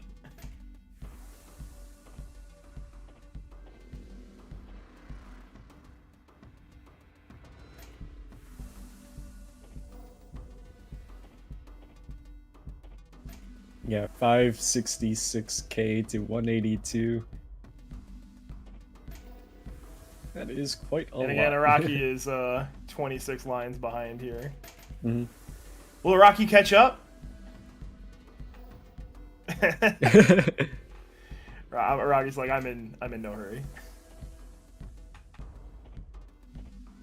Yeah, I believe Iraqi needs to do the reset, is what it's called, for score attack here soon, where you have to kind of place your your Z's and your T pieces to the left. So you need 2 T's, which he just did right there, and then 1 Z piece as well. Although it's not super necessary, but it helps just maintain that parity that you want to have. And there we see it, and that's absolutely like textbook stacking from Iraqi there. Very hypnotic. Just not letting the foot off the gas pedal again. I don't think this. I have been focusing on Iraqi side this whole time. I haven't seen it be broken, so it's not broken. Yeah, it's like flawless ST stacking right now. Yeah. This Yeah, is you're very like, scary for you see- anyone that's playing against Iraqi.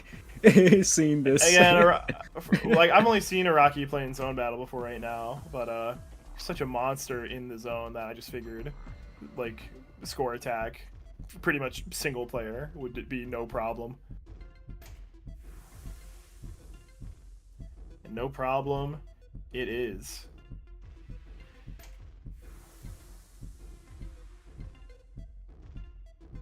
Yeah, it looks like Allenbot has gone to speed level 22 now.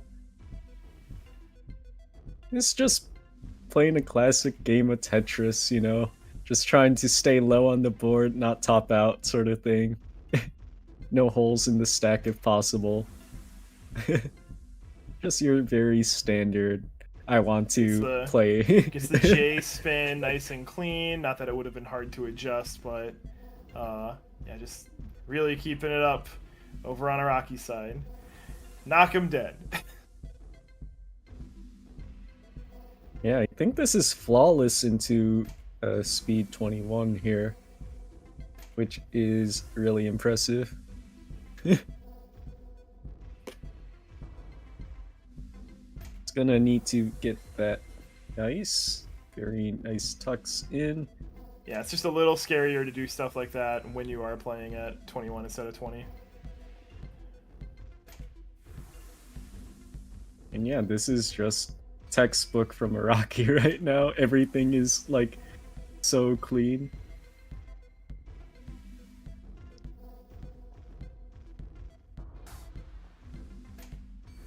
Like he hasn't made a mistake all game. Oh boy. Like at the worst, it's been like I have to do a tuck, and that's not a mistake. That's a, you know.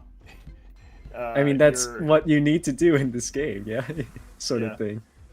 And he did the reset again, and it seems like he's gonna like be flawless during this reset.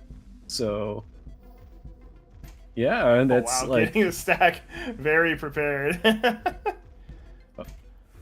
This is kind of scary, but looks like Iraqi's still gonna maintain it. Wow. All these pieces have their place in his stack, and they're all doing exactly what they're meant to do. Allenbot does top out. Level 27 this time.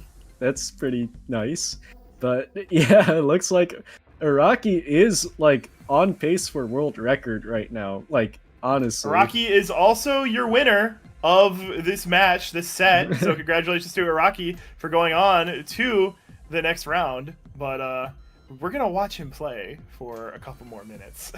Yeah, this is definitely world record pace, by the way. Like, he hasn't broken once. Man, that would be crazy. Hasn't broken once, but getting a little close to scaring me. Oh my god. I am on the edge of my seat.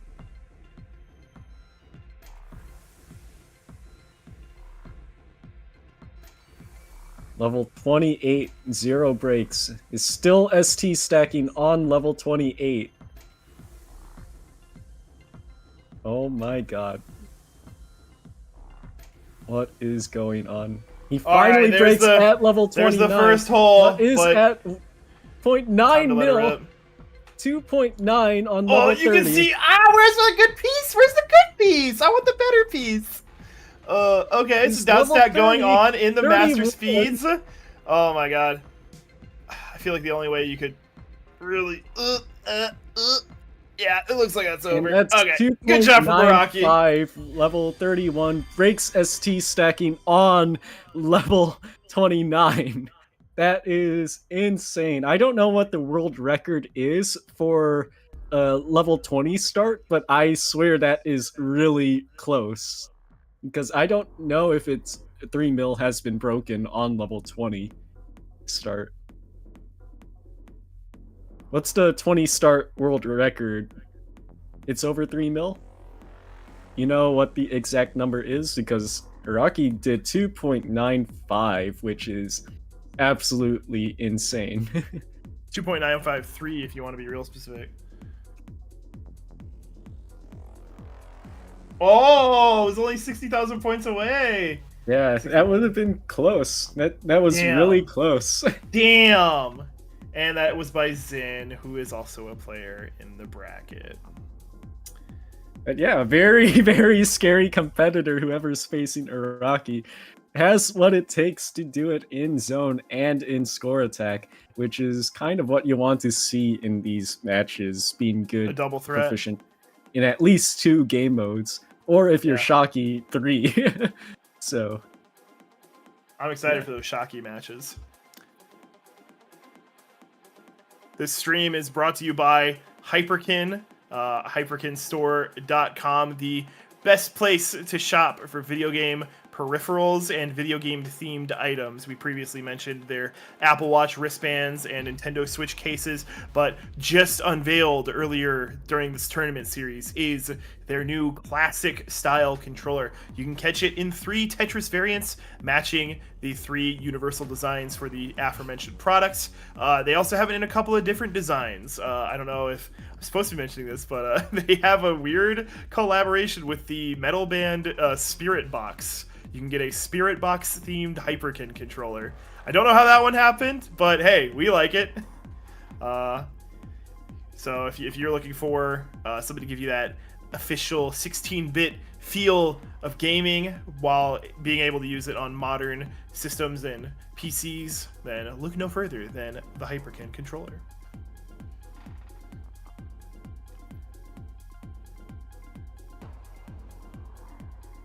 Okay, yeah. So I believe our next match is Super Shocky, as you wanted to see earlier, versus UI Sho. So this is going to be a very interesting match.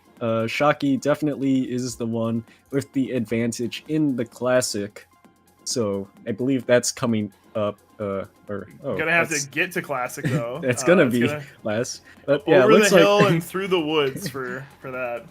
Yeah, so looks like it's a score attack first, which honestly I think it's gonna be pretty cool to see. UI Sho, I haven't seen him play too much score attack, but he is like a really proficient player just in these game modes, so can't wait to see that.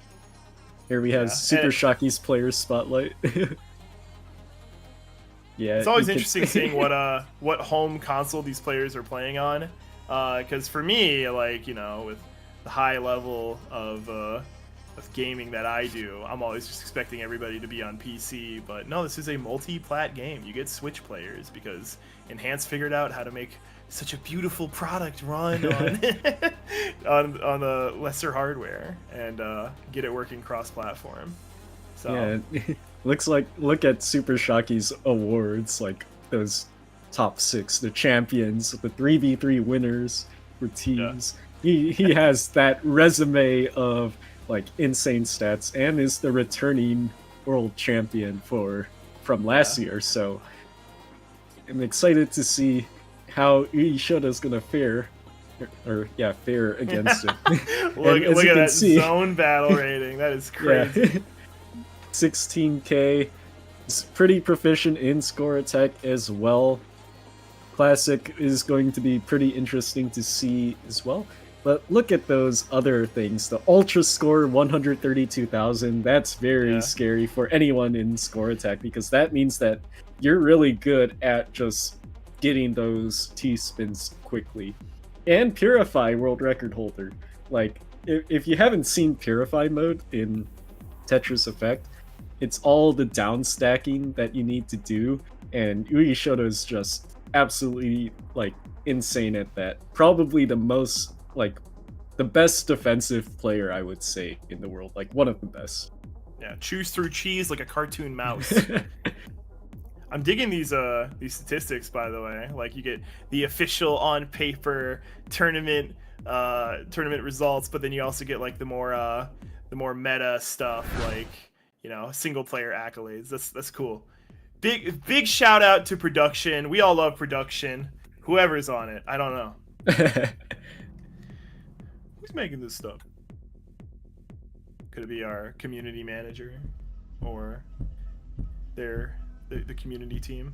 They're doing a great job. Yeah, we're going to start it off with some score attack. Let's see how Super Shocky and UI Sho fare here. And looks like UI Sho going for left side? Yeah, SD stacking on the left side. It seems like LST. It's an LST stack on the left side. Maybe it's just the way that he prefers to spin. Or they prefer to spin. And then, so yeah, it's fun. You're pretty much watching a mirror right now. Oh yeah, no, yeah. It is different. My bad. Yeah, looks like Uishota is doing all the LST stacking, which is it's known for Ultra, like as being like one of the easiest and most efficient ways of stacking in Ultra. So definitely makes sense to do it this way if you are comfortable with this kind of stacking. Of course, ST stacking, I believe. Oh, misses the T-spin on Uyashoda's side. Yeah. It's going to break the combo, the back-to-back just a little bit. Going to have to refine their bearings. Definitely ahead in the speed situation, but that level of speed might, just don't get in a crash. And we're going over to the right side now, trying to reclaim some sort of setup. All right, we're able to find it on the right side. T-spins and Tetrises are back in action, whereas Super Shock playing just a little slower, but speed, it's not the thing that matters most in score attack. It's all about maintaining that efficiency, doing a good job with it. Yeah, Uishota right now has been just doing very, very fast, kind of freestyle-ish stacking. He's been doing like a mix of LST, ST now, just stacking whatever comes up. Even though he's like 24, 26 lines ahead, the not too far ahead in score. Again, Super Shock is just maintaining that efficiency, doing a good job. We really have a tortoise in the hare type deal going on right now. I would love to see one of these matches get won simply because one player did play a lot faster. Yeah, like, it's a the other player was strat. more efficient, but the other player just got way more ahead, and although sloppier, that lead just made it hard to surmount. Yeah, looks like Uishota did break a little bit there just to burn down his stack so he can play efficiently once again here. It's going for more stacks. Okay. It's really fun to watch this They're freestyle. like 37 lines between them. Uishota is going super speed. The STSD as well.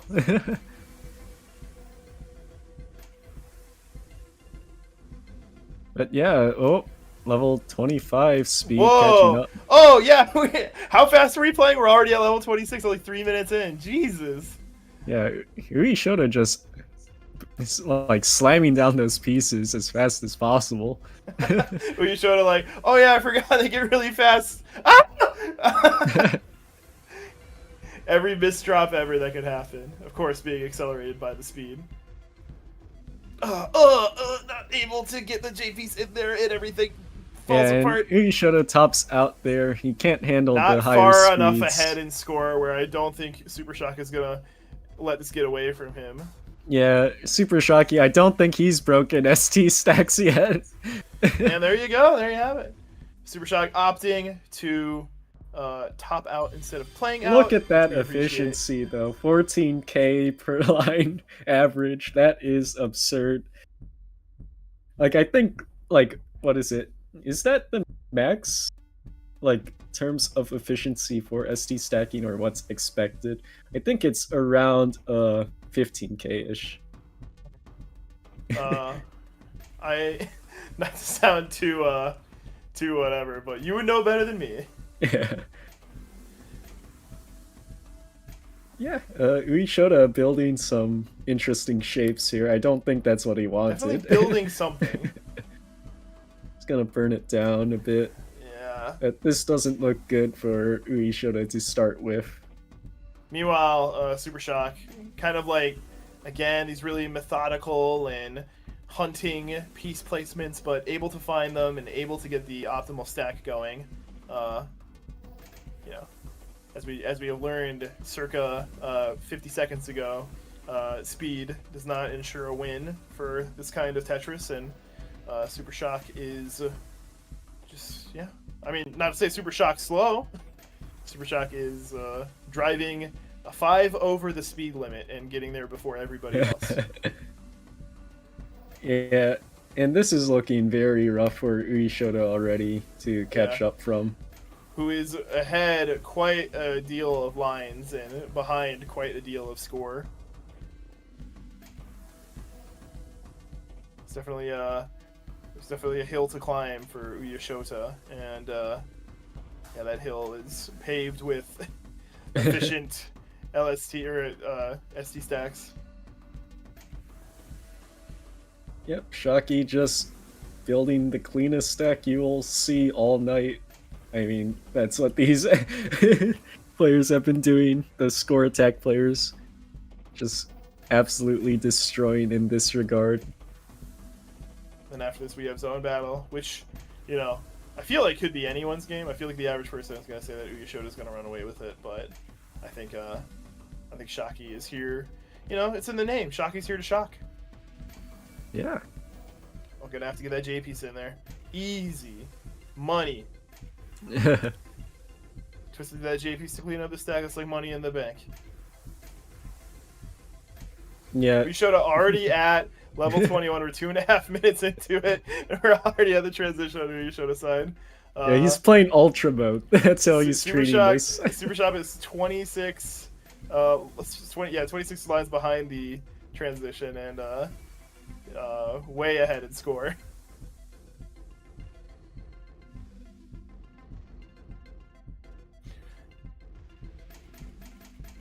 Looks like Shocky's just playing very slowly now. Trying to make sure he can get every sort of efficiency here. Because it seems like he did mess up here because he won't be able to get this T-spin off here. He needs to fill it in with some other pieces. In a tournament setting, I don't even know why he's playing like this. Like, you got this. You got this. Come on. But, you know. Here he showed a level 28. Can he do level 29? He does level 29. Can he go any further? I don't think so. This is looking very rough and... yeah... oh! Small down stack level 30? That's pretty sick. But yeah, that'll do it. Shocky takes it over Ouya Shota with half the lines cleared. Oh boy. Yeah. That is just... yeah. Shocky just absolutely destroying this match here. It was an interestingly fought battle, but yeah, Super Shock definitely just went in there with the better method. But not all game types are created equal. We're now going into zone battle, where, you know, playing like a speed freak maniac can actually benefit in your favor quite a lot. You don't have to worry about the gravity speed increasing. You don't have to worry about SC stacking the entire time. You're playing a little more loosey-goosey. You're playing around the board. And I think if we know one thing about Ouya Shota, it's that he's no slouch when it comes to versus mode.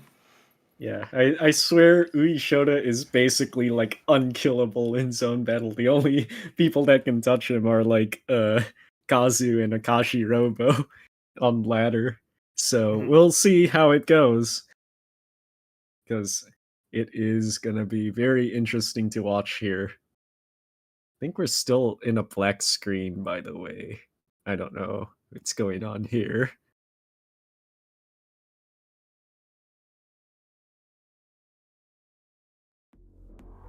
Oh, there we go.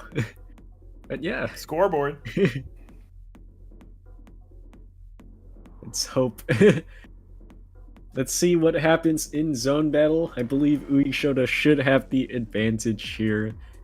And I think Shocky has the advantage in classic score attack. So if I am to be believed properly, I do think that this is Shocky's, like from a prediction standpoint, this should be Shocky's set. But we'll see. Yeah. We'll see who's gonna do the upset. Yeah.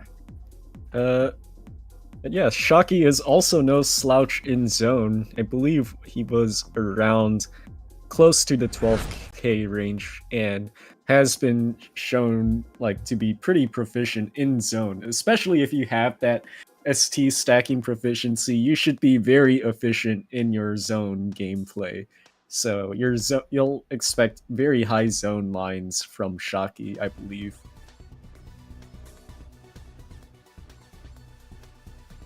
So yeah, we got started. Let's see what happens here. Yeah, Ouya Sho starting off with a 6-3. Just really good finds already from the T-spins, the Tetrises, keeping that damage at a consistent rate. Shocky kind of playing a little bit more defensively, a little on the down stack, trying to play low so that when we do start the zone, it's the pieces are where we want them to be. Ouya Sho gets the zone started off. We're going to see some T-spins. We're going to see some big damage.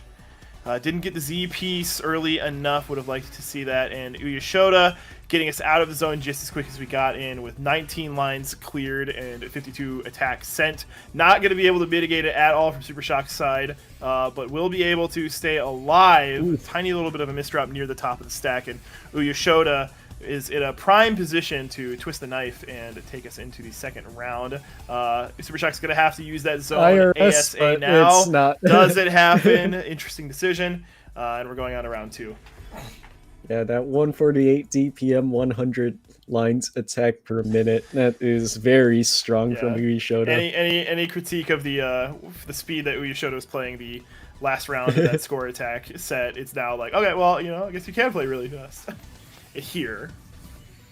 Yeah, speed is something that in zone in particular, like just the zone itself, just having a fast zone is very, very good. So yeah, like because like if you're able to get out of it super quick, that means that you're able to send the damage quick. And I think Ouya Sho might have a better understanding of that than other players I've seen in this tournament, because some of them do spend a little time, and that's time you could be outside of the zone, building more meter and still sending damage, just a little less because you don't have the multiplier effect. Yeah. 62 from 19 is pretty efficient. yeah. Kind of Shocky's skippy. That's a lot of damage still going to Shocky's side. Gonna have to start canceling it out. You have a little bit of zone. You can get into that little well. You don't have an IVs for it. You can take that. Yeah, you get zone built up. Gonna have to activate it. Gonna have to try and downstack as much as you can. Get something set up for when you're outside of the zone. Pretty solid. Nice. We're starting to see the end of the damage that was previously sent. Ouya Sho is gonna do a little bit of a gas pedal slamming, using the zone, even though we were only at 3/4, because he knows if he sends just a little bit more damage, it could be enough to send Super Shock to the top. And force us into that'll round 3. Ooh. Yeah, I feel like I've been really good at prediction for these 2 rounds, Like, oh boy, as I'm saying, send us into round 3. From round 3. Ouya Sho with almost a 1-to-1 efficiency. Absolutely insane. Gosh, it's like, I almost feel like Ouya Sho is going for these PC setups and just like immediately tears away like the nanosecond that he's able to assess that it's not going to happen, and just goes straight into 6-3. It's like a fun little combo setup that doesn't really. He's not a loser either way. But I can't confirm if he's actually looking for PCs on those setups because I haven't seen one. Yeah. It's good efficiency. We're playing at the top of it. We're looking for something crazy. Not going to be able to get it all, but 20 is still a good amount of lines to hit. And Super Shock just was not prepared for that. Had the damage well covered up and no zone meter, nothing that he could clear in order to get some down stack to stave off that damage. That was just unfortunate. Yeah, and we're down to match point already. Okay, hey, Ouya Sho proving me right and saying I was going for PC setups and breaking away for 6-3. Because that's what I just did there. It's pretty fast. Unfortunately, started to misdrop a little bit once that first line of damage was sent. Gonna try and find his bearings, but I don't think Ouya Sho is really too concerned about how much work he has to do. He's been looking pretty strong in this matchup, and I mean we've all seen the results. Oh, made a T-spin that is just completely locked. Okay, hey, J-Piece will break it out. Shocky with a nice find on the ulti, but that's a lot of damage. It's not enough damage. Shocky will have quite a fair amount of room to recover, but a wayward spike from Ouya Sho comes pretty much as soon as Super Shock was thinking about hard dropping a piece, and yeah, just a very inopportune time for it to wind up on his damage queue. So that is a very, very quick and commanding win from Ouya Shota, but I'm pretty sure Super Shock is excited to get into this next round with CSA being one of his fortes. Yeah, so I'm going to be kind of interested to see how Ouya Shota fares in Classic. We've seen from players like Kazu last time, who was not super good at Classic and basically had to rely on his zone battle and score attack in order to progress. And I think Ouya Shota has played a little bit of Classic, but not too much.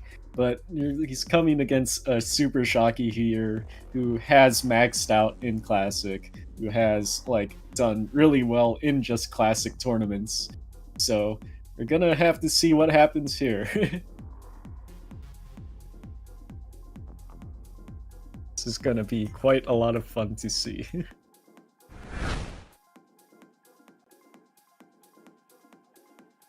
Yeah, I really like Classic score attack. I just don't like how much how tense I get while watching it. Yeah, it's kind of like, where you're just playing like normal, like everything's going so well, and then all of a sudden just randomly someone tops out because of one misdrop or one mistake, and it's like very funny. So yeah, very intense, and we're into it. So let's see how both players fare.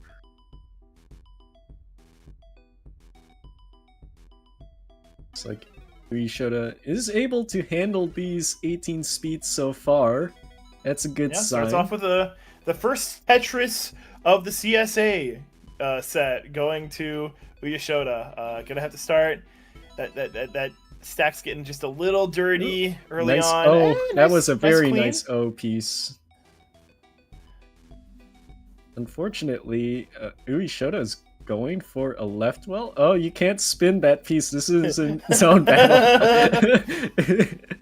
The disparity between the modern mind. Oh, can he get the TP? Oh, he doesn't get the T-spin. He cannot do the T-spin. Not particularly frame perfect, but it is tricky. You won't see me doing it. Question is, can he downstack from here? This is a pretty rough downstack, so... Oh, there's the J piece on Super Shock side. Yeah, we're gonna dig just a little bit. Oh, Ouya Shota went for the Z-spin. Didn't get it, but he did burn down enough, so he should be able to get a long bar to the left, but oh, that's two big misdrops.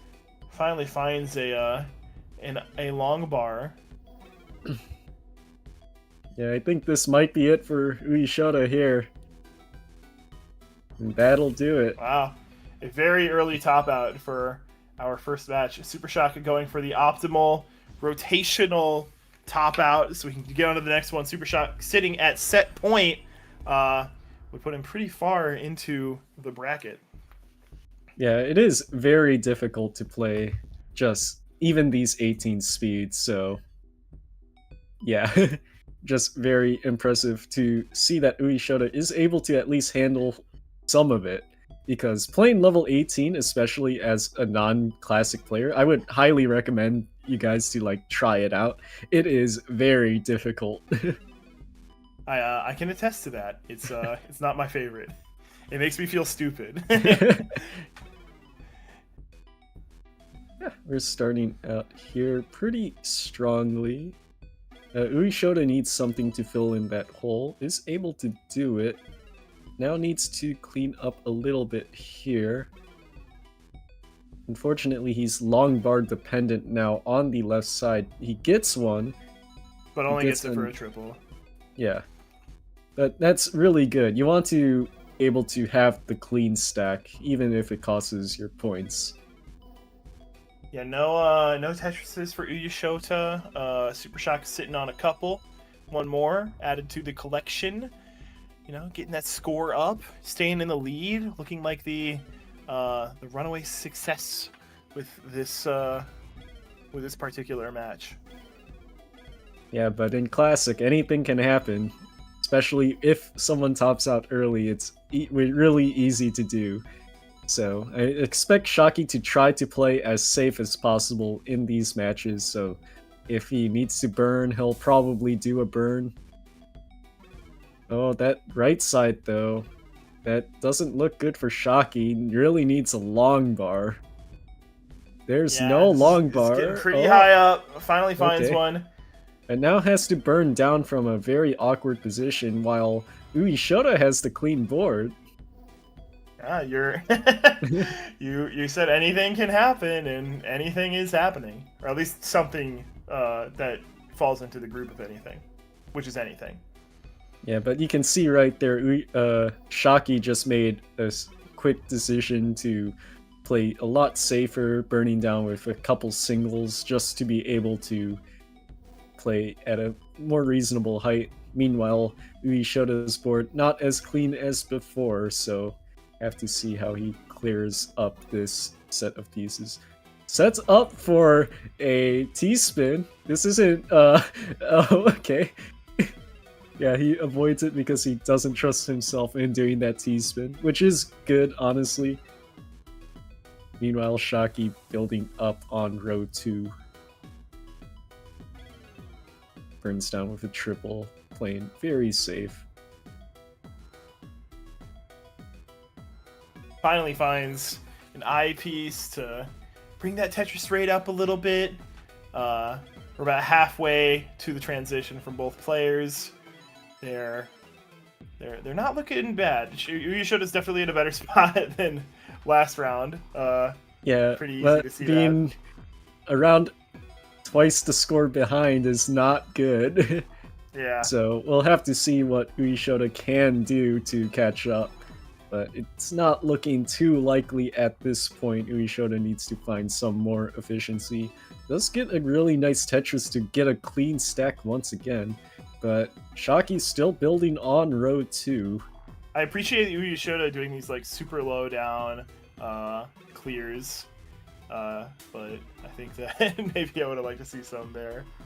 I didn't see Shocky do the Vitz setup, or the vertical eye tuck is what it's called in the classic community, where you tuck in the eyepiece from a 4-hole.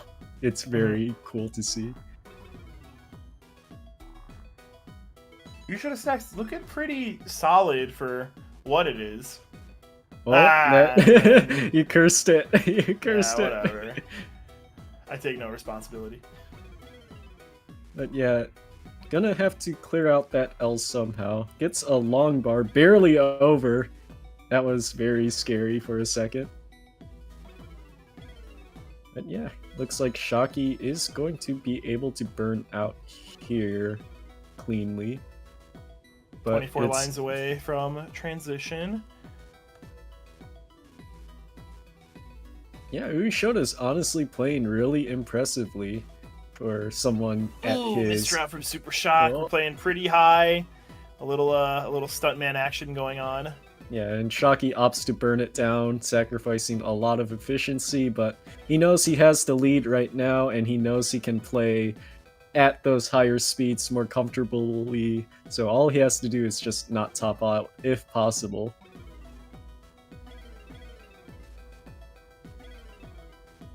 But yeah, UI Sho is still playing pretty cleanly. Building the center well, which is a really nice. Able to get back in the mix with that Tetris. But how in the mix? Oh, misflip from UI Sho there with the T, and a miss shift from the I.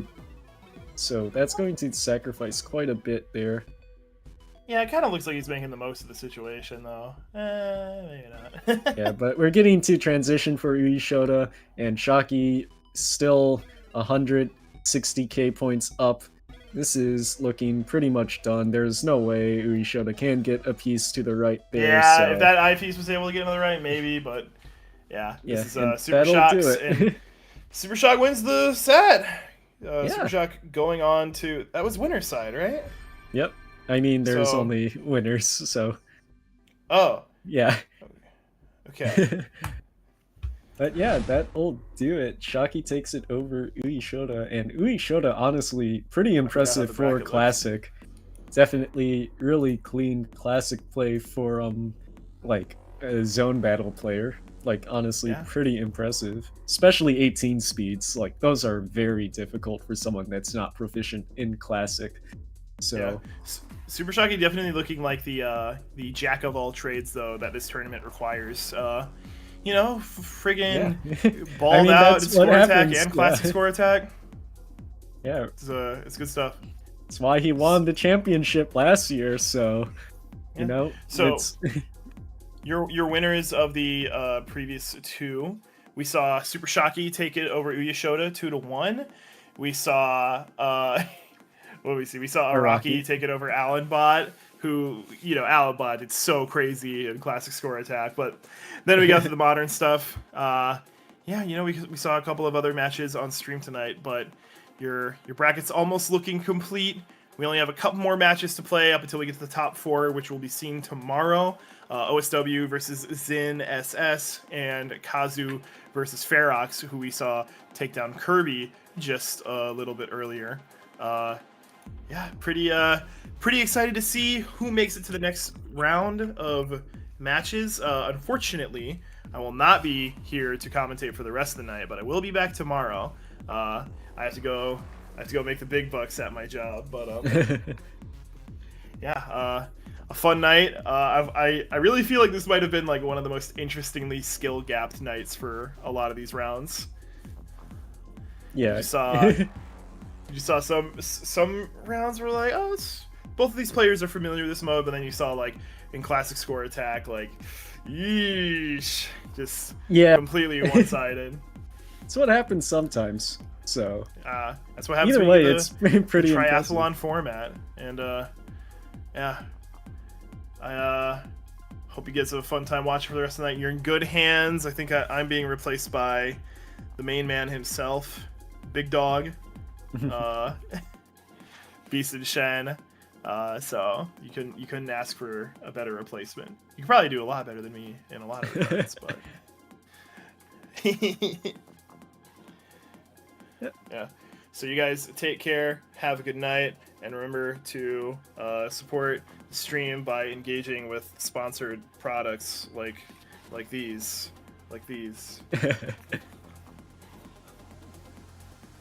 Hold on, I'm making my. There you go. You're good. We're good. Good night.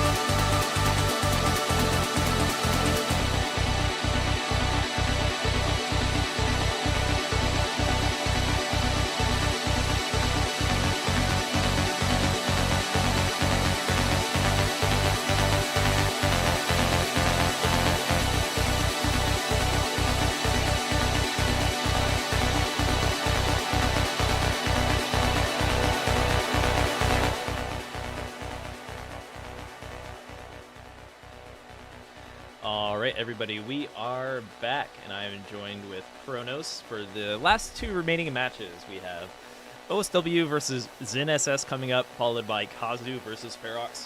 Kronos, are you ready for these matches? Yeah, I am really hyped to see the OSW versus Zin next, because like both players are renowned for their zone battle. Like honestly, did they both come?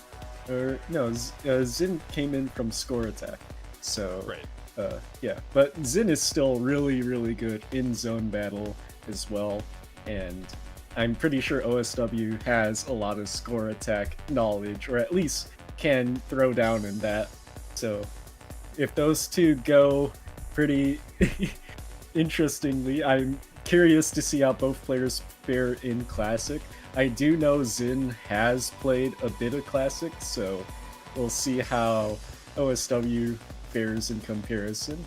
But yeah, I'm really excited to see what goes on here. And it looks like we are starting with score attack first. Yeah, sorry, I need to, I'm going to update it right now, because that is incorrect. Oh, This is actually what you attack. should be seeing. So we're starting with zone battle into classic score attack into score attack between OSW and Zin SS. And yeah, let's take a look at their player spotlights. OSW is no slouch. They actually got the 4th seed, even though they weren't the champion. All of our champions had a bye going into the Trifecta top 12 bracket. But OSW got that bye because they were top 4 in score attack and zone battle, which, you know, for a Trifecta format where you need to win best 2 out of 3 in the each 1v1 game mode within Tetris Effect Connected, being zone battle, classic score attack, and score attack. That means they are a force to be reckoned with in the rest of this tournament. And you know what? Even their classic score attack, like 7,500, it's getting really there. good. It's up there. Obviously, we have like, you know, some of the remaining players. Really, Super Shocky is probably the best classic score attack player remaining, but they're not like an Allen bot like we saw earlier, right? So Yeah. as long as you can hold your own in classic, it's kind of like that's the one game mode that can really throw upsets anyway, right? Because the best players can top out early in that. So yeah, OSW is a threat to win this whole thing, and as we get into our top 4, they're all going to be threats to win the whole thing. It's going to be really hard to call this whole Trifecta bracket once we get there. Yeah, this match, honestly, I think might be the closest match we will have tonight, apart from the Kirby versus Foox set, which was super close. So, yeah, as we can see, here's Zin, also really insane score attack runner-up, Trifecta 3rd place, you know, all these things, known for his score attack survival if you've seen him play all the way up to like level 34 and stuff in many matches. And that classic score attack SR is very menacing, actually. Like 8,800. I actually didn't realize theirs was that pretty high. insane. Yeah, and that's good enough to even like upset Shocky, honestly. Like I said, Shocky is the favorite. They do have 10k SR, but I don't know if any of you play classic score attack at a high level, but there's always a chance of early top outs no matter how good you are. So as long as like these players like Zin and Iraqi, like we saw Iraqi play classic earlier, even though they're not known for it, as long as they can hold their own, and for OSW, these matches can really go any way moving forward. So yeah, I'm actually going to be looking very much forward to the classic matchup if we get there, because it's going to be pretty cool to see both players play it. Absolutely. So I'm going to let the players know we are ready on our end. Good luck and have fun to Zin SS and OSW when they are ready. We're going to hop right into it. And yes, 2 more matches remaining tonight. OSW versus Zin SS and Kazu versus Foox. Let's pull up our big bracket here. And then we will have our top 4 determined, which is going to take place tomorrow night. Same time, 7 p.m. Eastern, 4 p.m. Pacific, here on Classic Tetris, as well as Japanese on Enhanced Experience. And it looks like the players are ready. So without further ado, let's hop into it, Kronos. Okay. See how fast both players go. I think this will be our most tense zone battle match of the night. Both players are really good. So. Wait. Oh, sorry, it's class? sorry. Wait, I think this is the wrong Is this match. Shit. There we go. Oh, There we there go. we Were go. you right into it? Sorry about that. A little technical issue. But OSW versus Zen SS. This is live, and this is going to be intense. Zen SS is a very fast player, so they are the first to zone. And, ooh, that's kind of scary that zone didn't even leave a Yeah, mark it did on nothing. OSW. Oh boy. Yeah, so OSW is going to be sending a very big attack here, I think. So this is going to be very scary for Zin to deal with. That is a lot of incoming garbage. Gonna tank 2 and then has to deal with this big block of garbage. See, it's not quite what he's looking for, and I think he might. Oh, didn't quite get yeah. that quarter zone. And yes, OSW is showing that they are a powerhouse. Even in our last zone battle tournament, they got 3rd place, taking over Iraqi. OSW is only 14 years old. Keep that in mind. OSW could be a zone battle champion of the future and taking out players like Kazu. They took it 3-5 against Kazu in the zone battle tournament. So definitely one of the best zone battle players we have out there right now. Yeah, so it's going to be really impressive to see for sure in the future what happens. But right now, see if OSW has what it takes to just win out here. So it's like both players. Oh, kind of a misdrop there for OSW. Let's see what he does to fix it.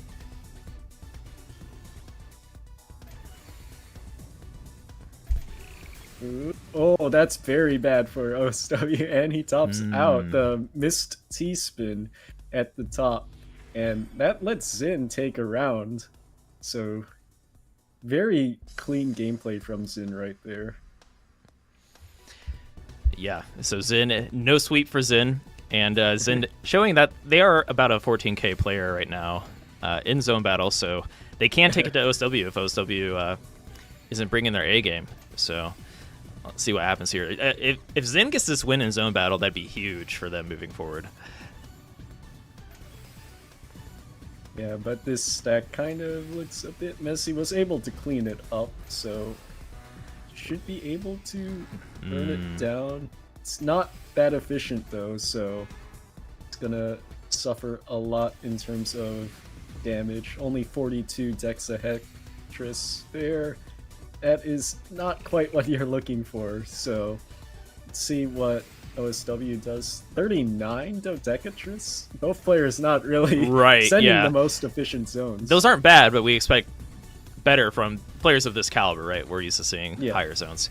So pretty even. Actually a good position for Zin, just barely ahead on that zone meter. If they can utilize this max zone right away, they might try to go that approach against somebody like OSW.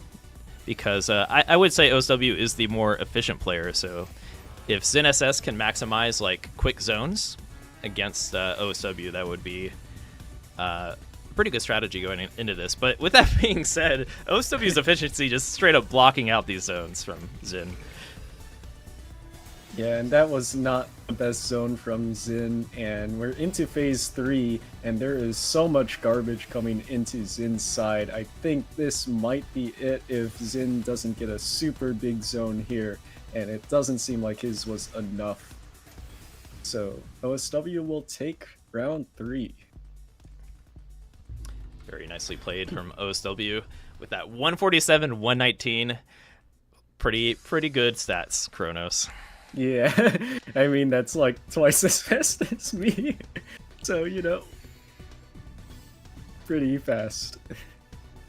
And I don't know, at this level, some players will get that just on a whim or just with a good round every once in a while, but these players are so consistent at getting these high level stats now that it's just you really got to put in the time if you want to put up a good zone battle match against these powerhouses. All right, both players in max zone. Let's see if we can see any big zones from these players. I think so far they've each kind of fallen short of where we expect it to be, but a quick 34 from Zin. It does force OSW to use their zone.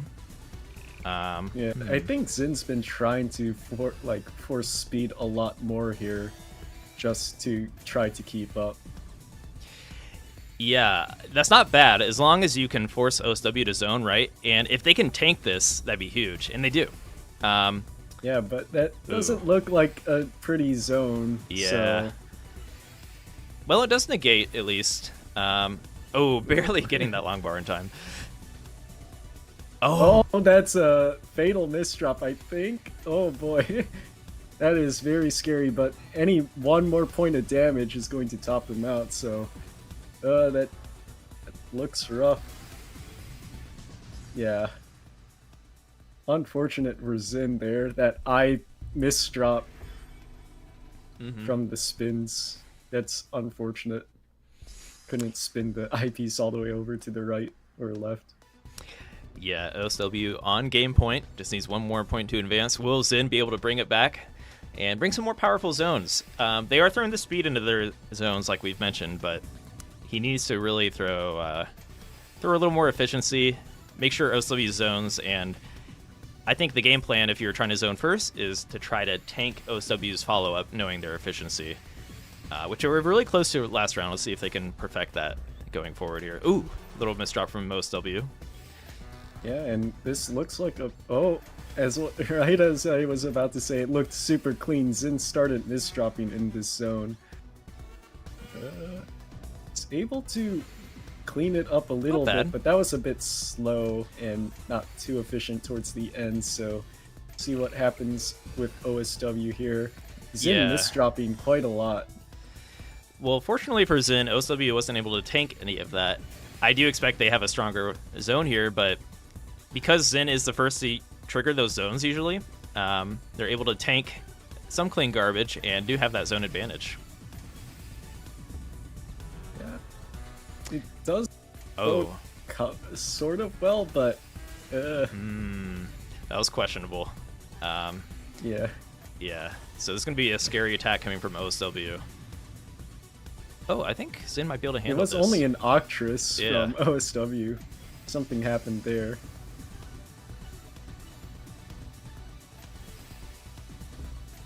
Yeah, it looks like Zin's play has been very erratic this set. Almost from both players, actually, which makes for a good match. But yeah, a little scrappiness, maybe some nerves. There's a lot on the line here for the Trifecta top 12.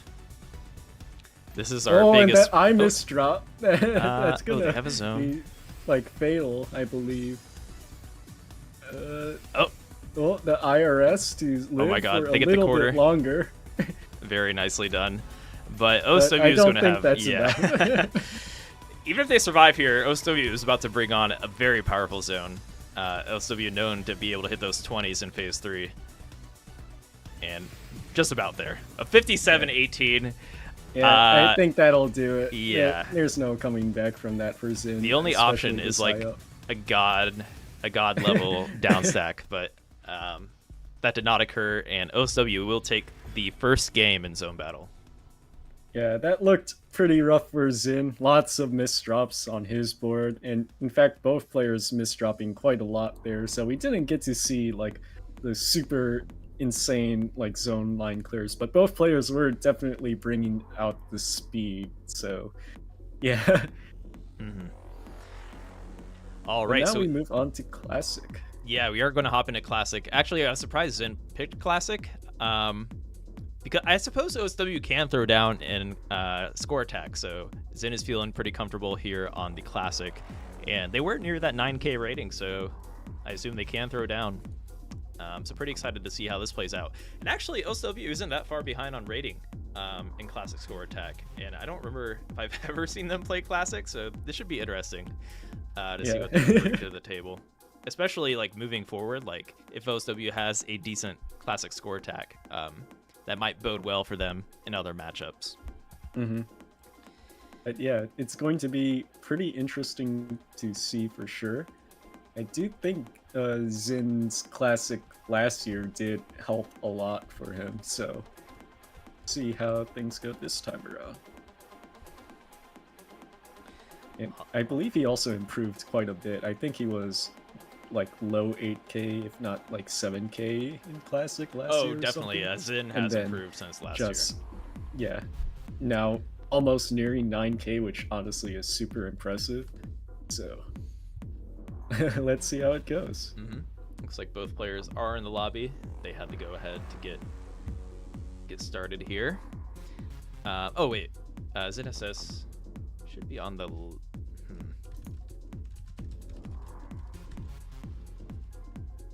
Oh, Zin is supposed to be on the left side, but they did give. All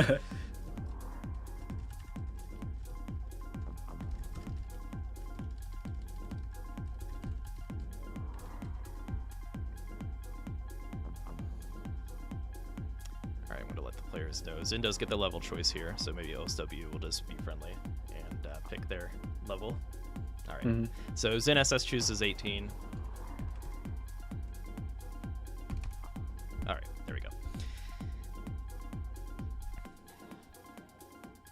Good old classic score attack here on Classic Tetris Twitch.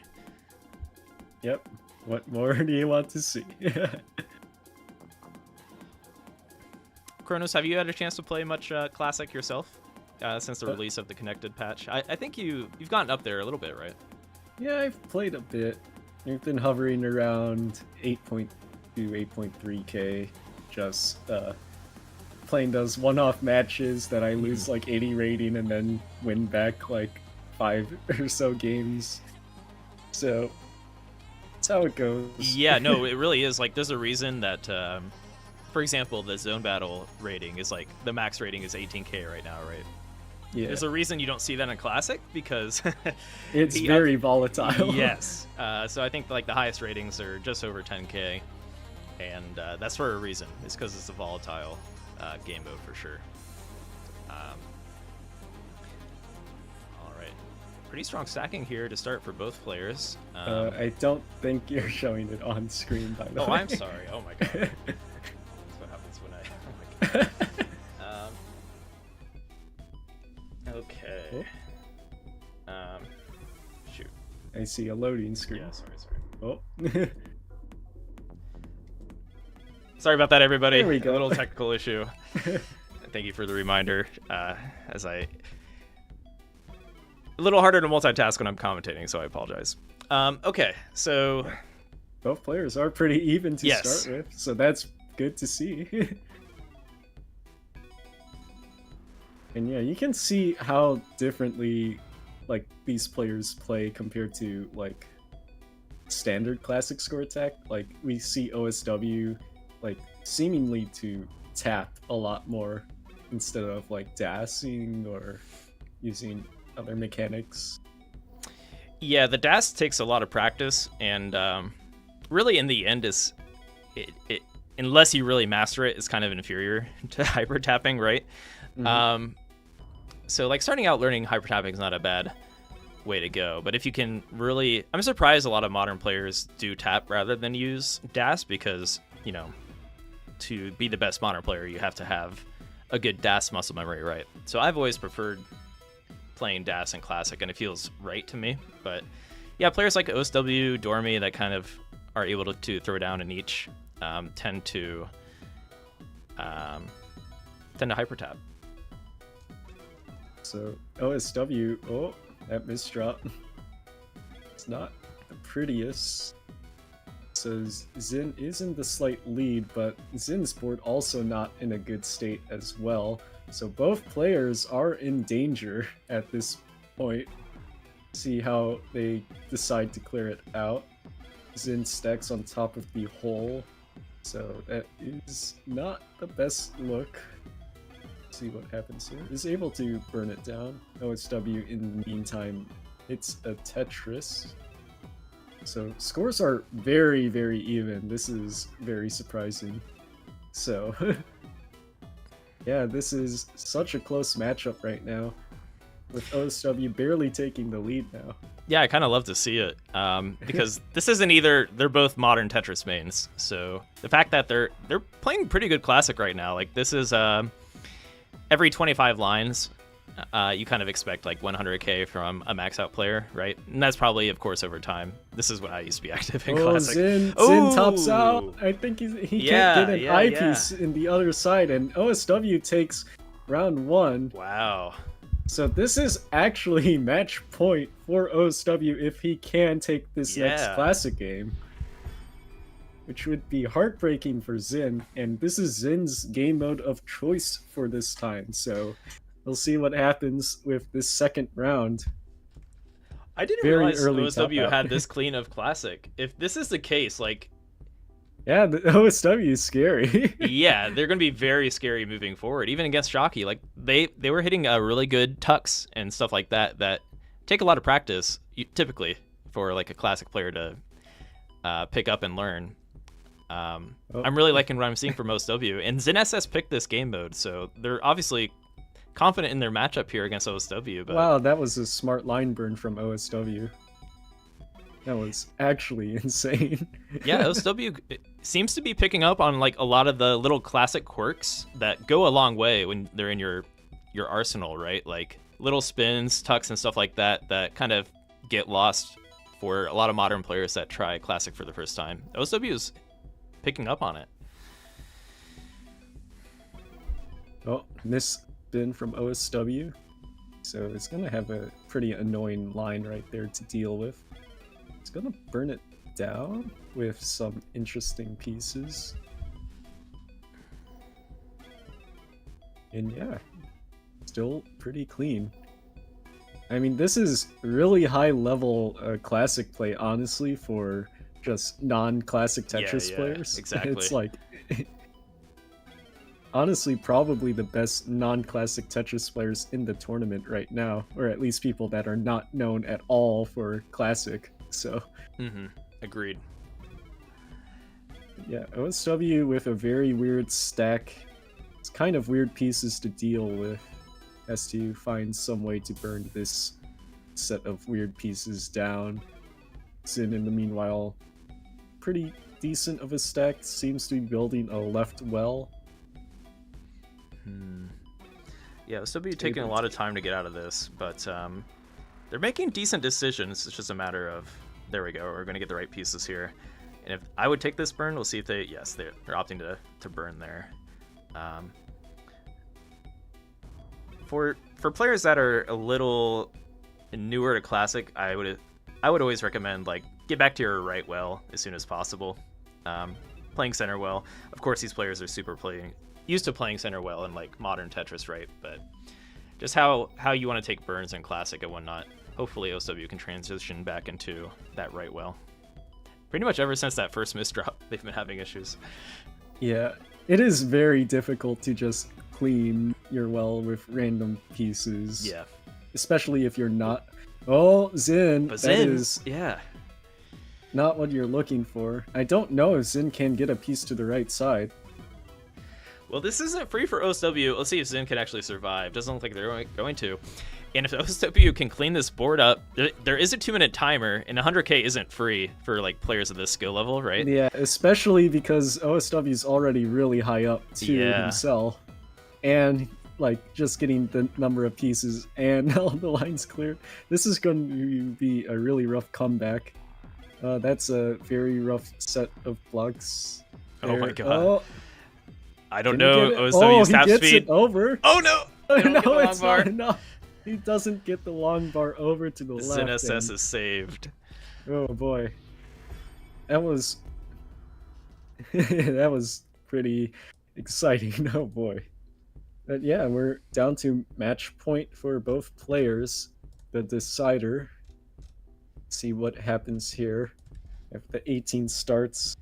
And Xin's been doing early top outs both games, so I would like to see Xin play a little bit safer, hopefully maintain that like ability. I think Xin should be able to play at the higher speeds more than OSW, but who knows, maybe OSW might just be really sick at 19 speeds.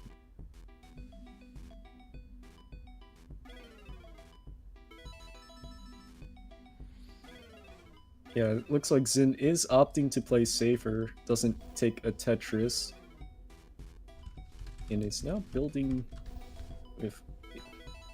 Okay, very nice clear, but yeah, once again, OSW with a messy stack, he's going to need to burn it down quickly. should be clean here. Just needs one more piece to fit in. Nice. Nice S-spin there from Zin, or should I say Z-spin. And yeah, very good play in burning. Very conservative, smart play from Zin right now. And I would say definitely take the conservative route, knowing your opponent, right? Yeah, I would recommend both these players just play safe. You're not playing against Allenbot. You don't need to get a Tetris every other line in order to actually stay into the match. So as long as these players survive and make their way towards this transition, they have a pretty good shot of taking the win. Ooh, some rough misdrops from OSW. It's not looking good here. He needs a piece to the left side, which is going to be very rough, and I don't think that's going to do it. And Zin does manage to take the classic set. Very nicely played from Zin, and not a freebie. Zin almost lost there. Yeah, that was very scary. And I would have been very surprised if OSW took that win. But OSW showing they're not free in Classic, so if they do manage to move forward in this bracket, either of these players, they are not a free win when it comes to Classic score attack. So, all right. So our last match here will be in the score attack. Yes. Oh boy. This is going to be probably the closest match. Zin getting the runner up and OSW getting placed. So this is going to be a very tense score attack matchup here.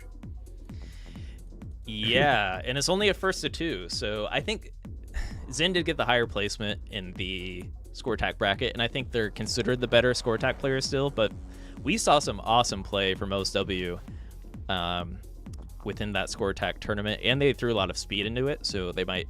Well, I would say Zin is a fast player, so it's really going to be hard to force like a chase down timer to mean anything in this matchup, but yeah, I'm really excited to see how this goes. It could go either way with a first to two score attack.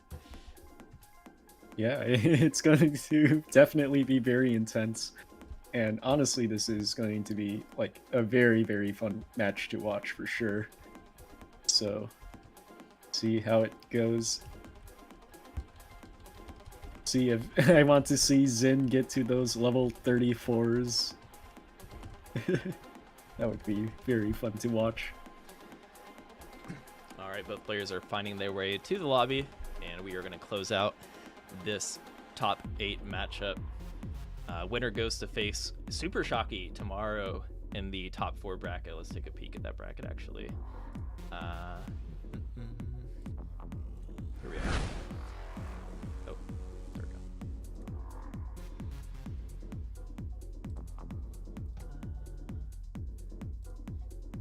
There's your bracket. Sorry about that. There we go. So yes, OSW versus Zin. Winner takes on Super Shocky. And then our final match tonight will be Kazu versus Foox, and the winner goes against Iraqi. And no matter which way you slice it, this top 4 is going to be absolutely stacked tomorrow for our grand finale event. Yep, it's definitely quite the matchups. All right, here we are. Looks like OSW is starting on level 10. So that is very interesting. OSW is just powering through here. What is that speed? Yeah, almost like what UI Sho was doing earlier. They like to throw speed into it, right? But at this rate, maybe they need to take their time because there's a lot of misdrops happening. Yeah, both players seem to be fumbling the bag when it comes down to misdrops. Like, there's been so many misdrops between these two. Yeah, Zin not with the cleanest start either. Oh, I see. OSW picked a level 10. Okay.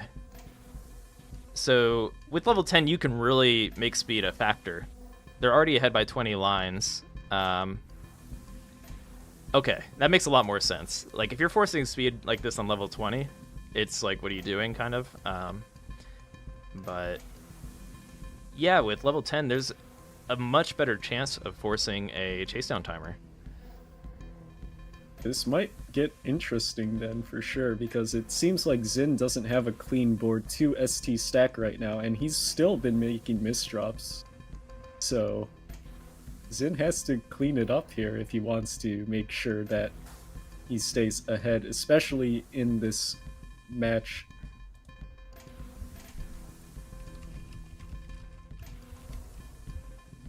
Looks like Zin trying to set up the ST stack here. Should be able to get it with that O block. Needs the Z to the right. Nice. But it's kind of awkward of a stack for Zin. It's been kind of freestyling this ST right here. And is able to almost cleanly do it. So, looks like Zin has finally cleared up the mess earlier and is back to a standard ST stack. That was pretty impressive. Yeah, OSW is putting on quite a lead. They're ahead by 30 lines. Honestly, with this strat, I think OSW is going to want to get even farther ahead because Zin can definitely close this gap, right? Yeah. So we'll see if they can utilize their speed right here and force a chase down timer. Yeah, it does look like, though, that OSW has been... oh, I don't think he has a Z coming, so he has to burn a bit. Okay. Smart. I believe that was a hamburger Oh. moment. He had to IRS 2 pieces right there to not top out. Oh, no. Well, they still have this 300k lead.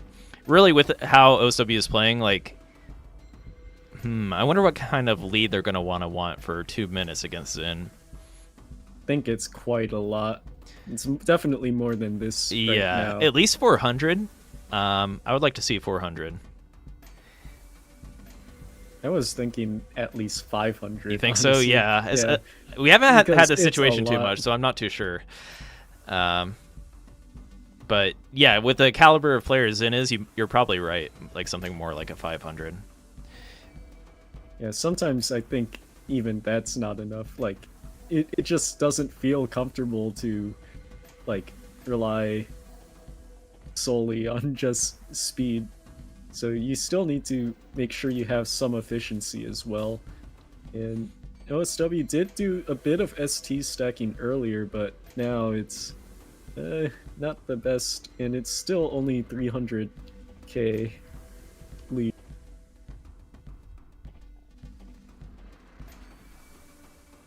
And Zin, like, the timer's 2 minutes, and Zin can push the speed himself if he wants as well. Yeah. So that's also a big factor. That's true. We have seen Zin play some very fast score attacks, so they have it in their book if they really need to, right? If they're like, oh, I need to speed up for this last minute, I think Zin can do it. And you know what? They're getting closer to that 500k lead we're talking about. Much closer. Although, yeah, OSW can't really afford to drop efficiency if they're going for this strategy. They can afford to drop a little bit, but I think they're biting off a little more than they can chew right now. Yeah, it's going to be kind of rough for OSW. We'll see what happens here. I am glad to see this as a strategy, though, and this is like part of the reason that level 10 was kind of encouraged in competitive play to force different strategies and stuff, right, that we don't necessarily get to see. So I'm glad that OSW is trying something with this. Yeah, it's like the strats in Classic where you start at a lower speed to sometimes psych out your opponent, things like that. Like, I really like seeing these alternative strategies.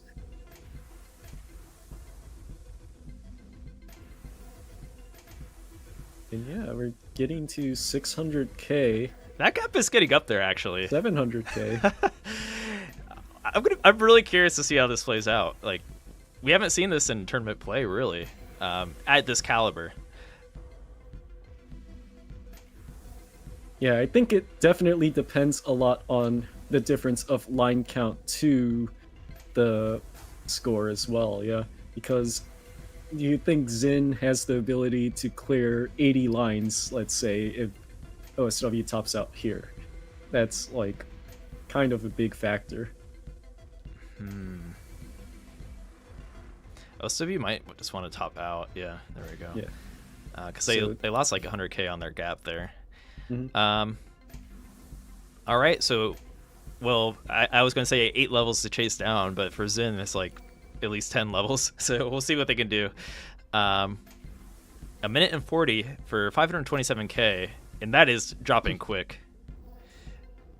Yeah, so it might be even more. It might be even like a 1 million point gap that I think might be necessary. Just because, like, Zin can push out this efficiency very quickly if necessary. And looks like he's doing it just right here as well. Like, already the gap's 200k. There's still another 2 minutes. Yeah, I think this is Zin's. Just look at that ST stacking here. So clean. Yeah, I think knowing the kind of player Zin is, they should be able to take this home. And there it is. There we go.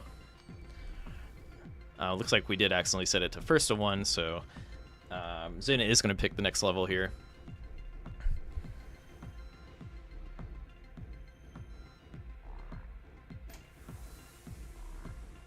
Okay, let's see what Zin is able to do. It's gonna...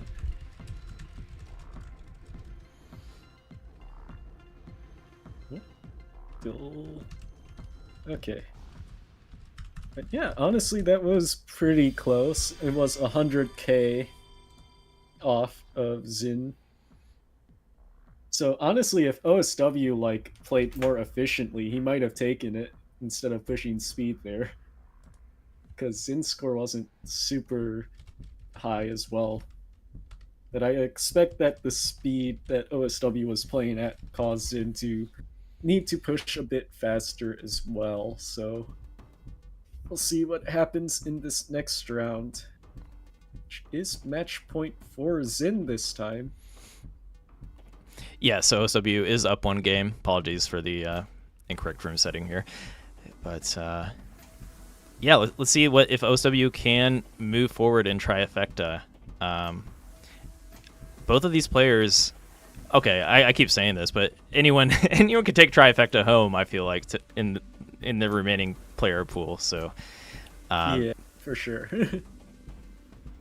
Yeah, I assume both of these players want to make it through, as they are probably both confident that they can take the Trifecta bracket.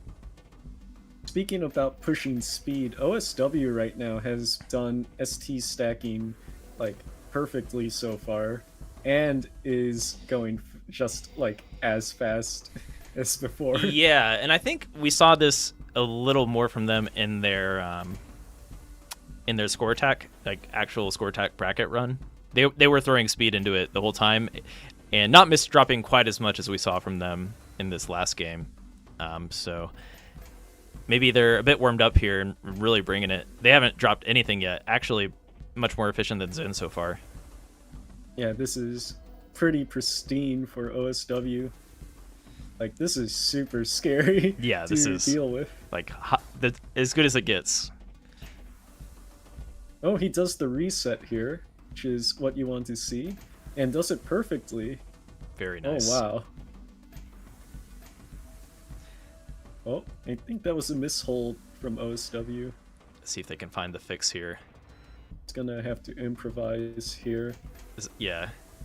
It can really throw you off, and there's a reason OSW took their time trying to make sure they get back into a comfortable board state. Yeah, uses an extra I or extra Z on the left.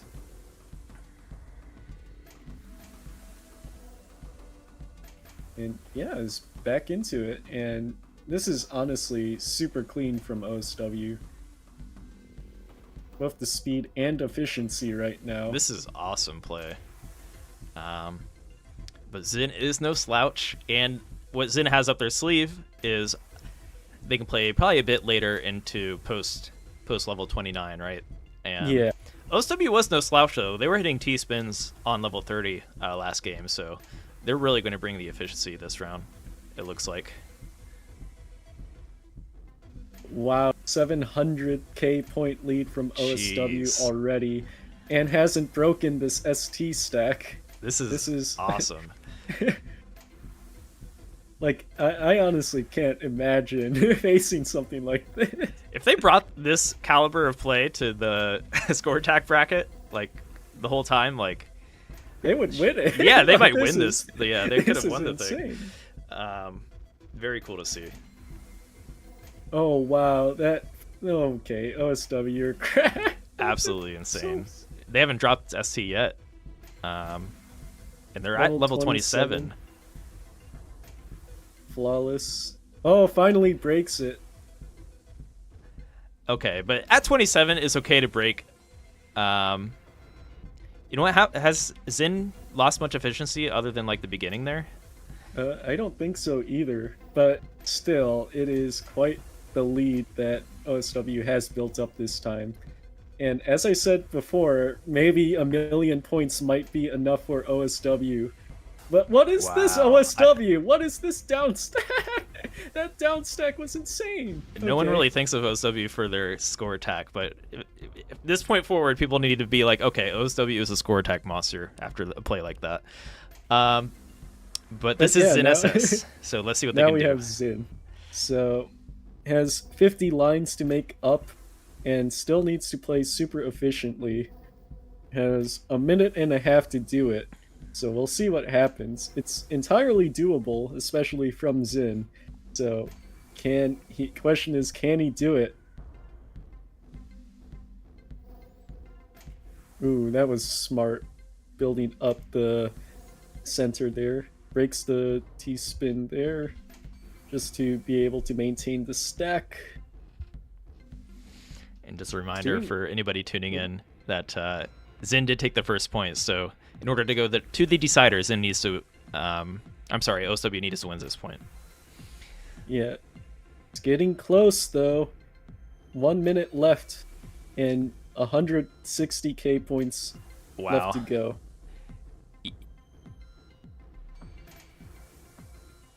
Oh, Zin needs to find the last bit of efficiency here. I think 60k. Oh my god. This is gonna be close. Needs to play level 30s. Oh, they didn't get to that T-spin. No T-spin. 16k. Oh no. 13k. Oh, come on. 10k. Oh, there it is. Oh, there it is. Oh my god. Barely squeaks it over OSW. That is absolutely insane from Zin. Just an extra few lines at level 30 to get to level 31. Just able to take Zin over the line and take it over. That really shows that one mess up from OSW on 27 like made the difference. That one overhang. They played perfect until level 27, and Zin just showing that we were just so blown away by OSW's speed and efficiency that we like thought it was in the bag, but Zin showing us that they are a score attack master. Wow, what a game. Yeah, so really impressive set from both players. Honestly, if I were OSW, I would be very happy with my gameplay, because I think OSW next year might be one of the scariest people if they keep trending upwards like this. Yes, 100%. Even in that game, they almost played a perfect game. It's just with a little bit better play, probably post 29, like I mentioned, to squeeze out those extra few lines. But because I think OSW had 200 more points in efficiency, barely. Obviously, it was as close as it gets. So just that one little error from OSW, and Zin SS was able to take advantage of it. But wow, what a match! That was as good as it gets for Trifecta, really.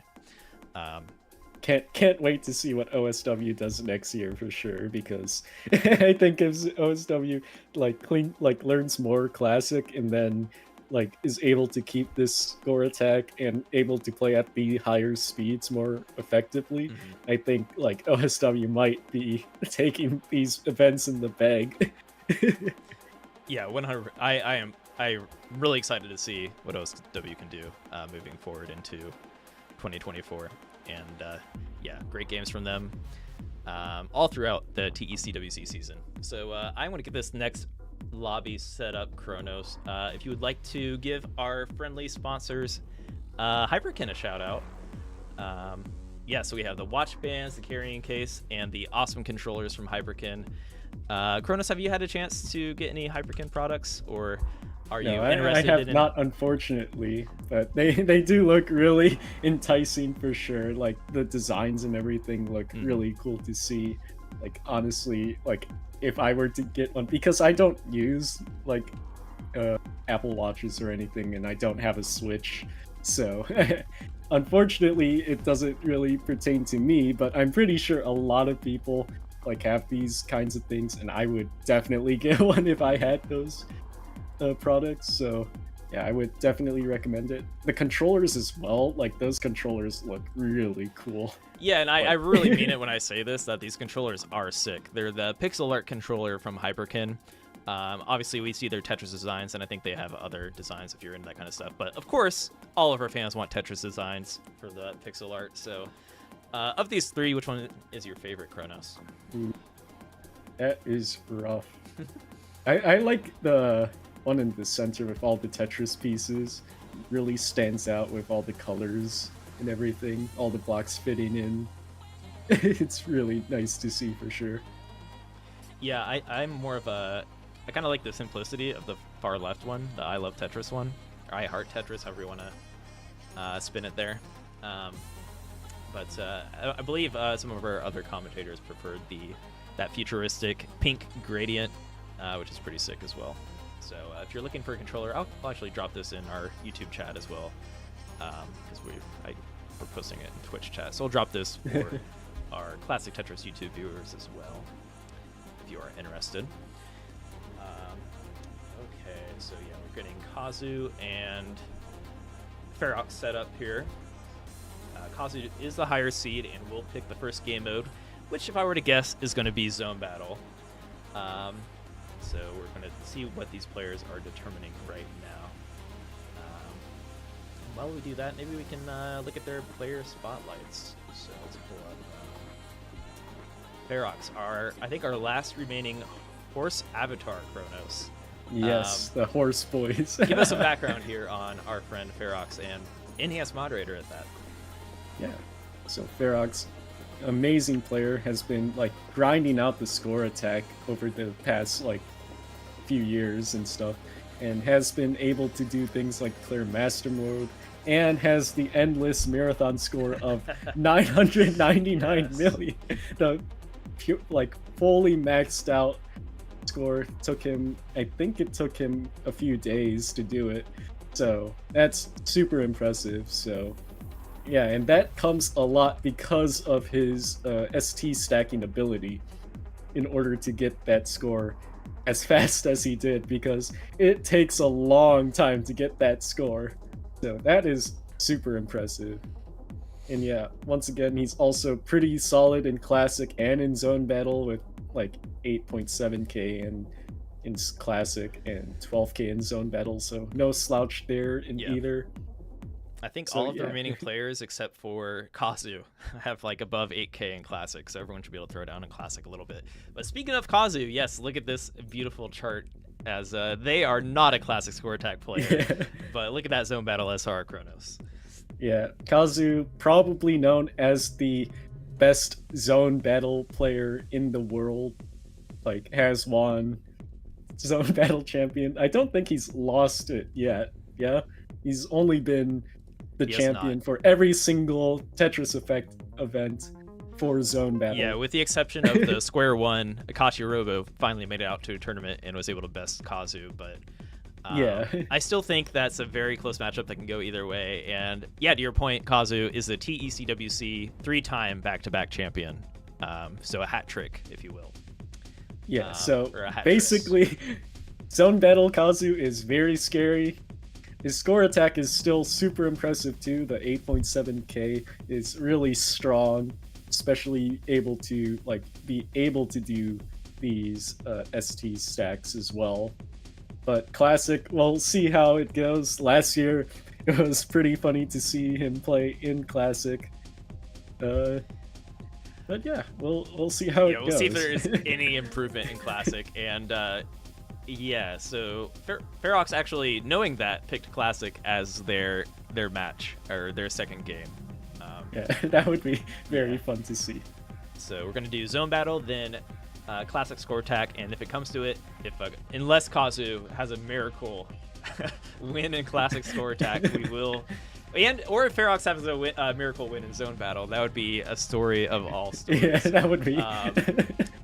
We will probably head to that score attack decider, which actually should be pretty close. And Kazu, if anyone is familiar with Kazu, could probably throw down in that as well.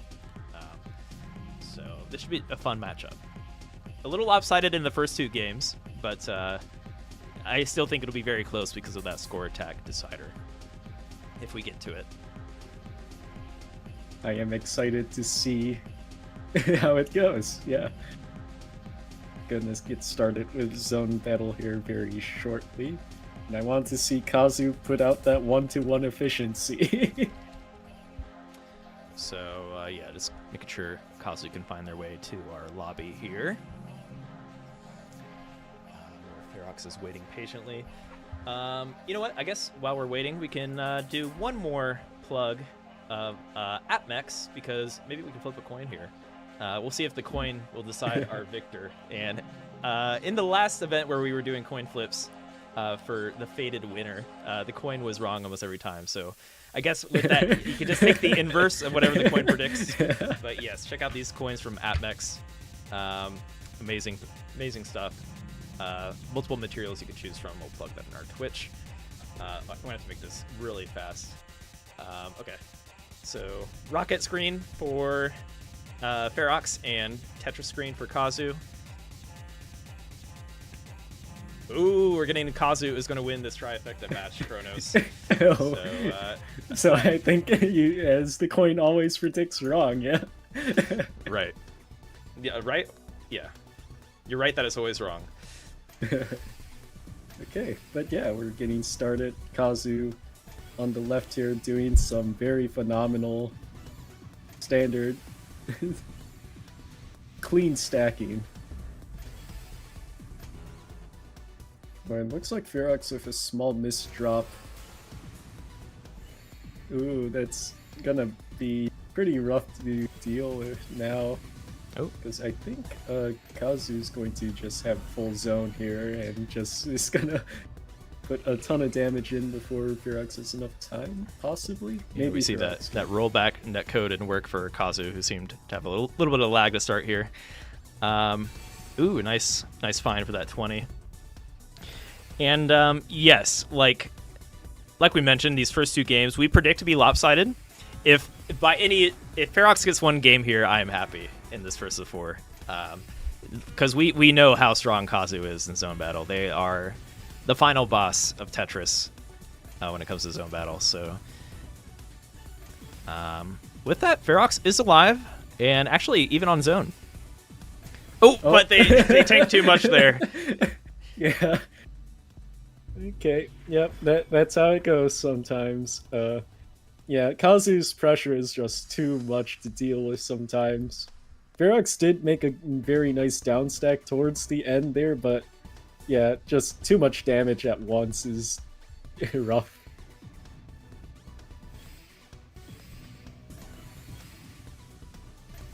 But yeah, going into second round, looks like Kazu was going to try to get the Tetris there, misdropped it, but just went on with it. All right, you know what? I have an idea for Ferox here, and Kronos, maybe you can back me up on this, but I think Ferox needs to go for a 22 combo. What do you think? Yes, go for the... If there's one way to take out Kazu, you got to go for that. Infinitress or 22. The thing is, I don't think Kazu will let you with the amount of pressure he sends. It'd be funny, too, that Kazu would just probably tank the thing. But... Alright. It looks like Kazu's not caring about using zone here. Oh. He uses zone now.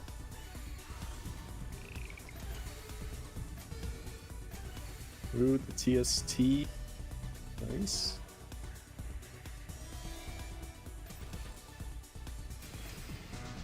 $19 Perfectress from Kazu. See what Ferox gets. Yeah, and for those of you watching Zone Battle... Oh no, he doesn't get you know what? It's not too... the curve. Ferox is kind of holding their own, but Kazu in phase 3 is a menace. They constantly find these very efficient T-spin triple into T-spin double setups while they're down stacking the board called C-spins. And we'll see if he can make one while I say that. But typically he does that with these garbage rows in the bottom, so these gray rows, he'll try to efficiently work his way through them. This is rough for Foox here. Yeah. I don't think there's enough space to build enough damage, and he's gonna top out here. Unfortunate. Very nice play from Kazu. And Kazu is just warming up, it looks like. Their speed is getting faster. They are getting scarier. Foox, you might want to get onto the horse and trot away.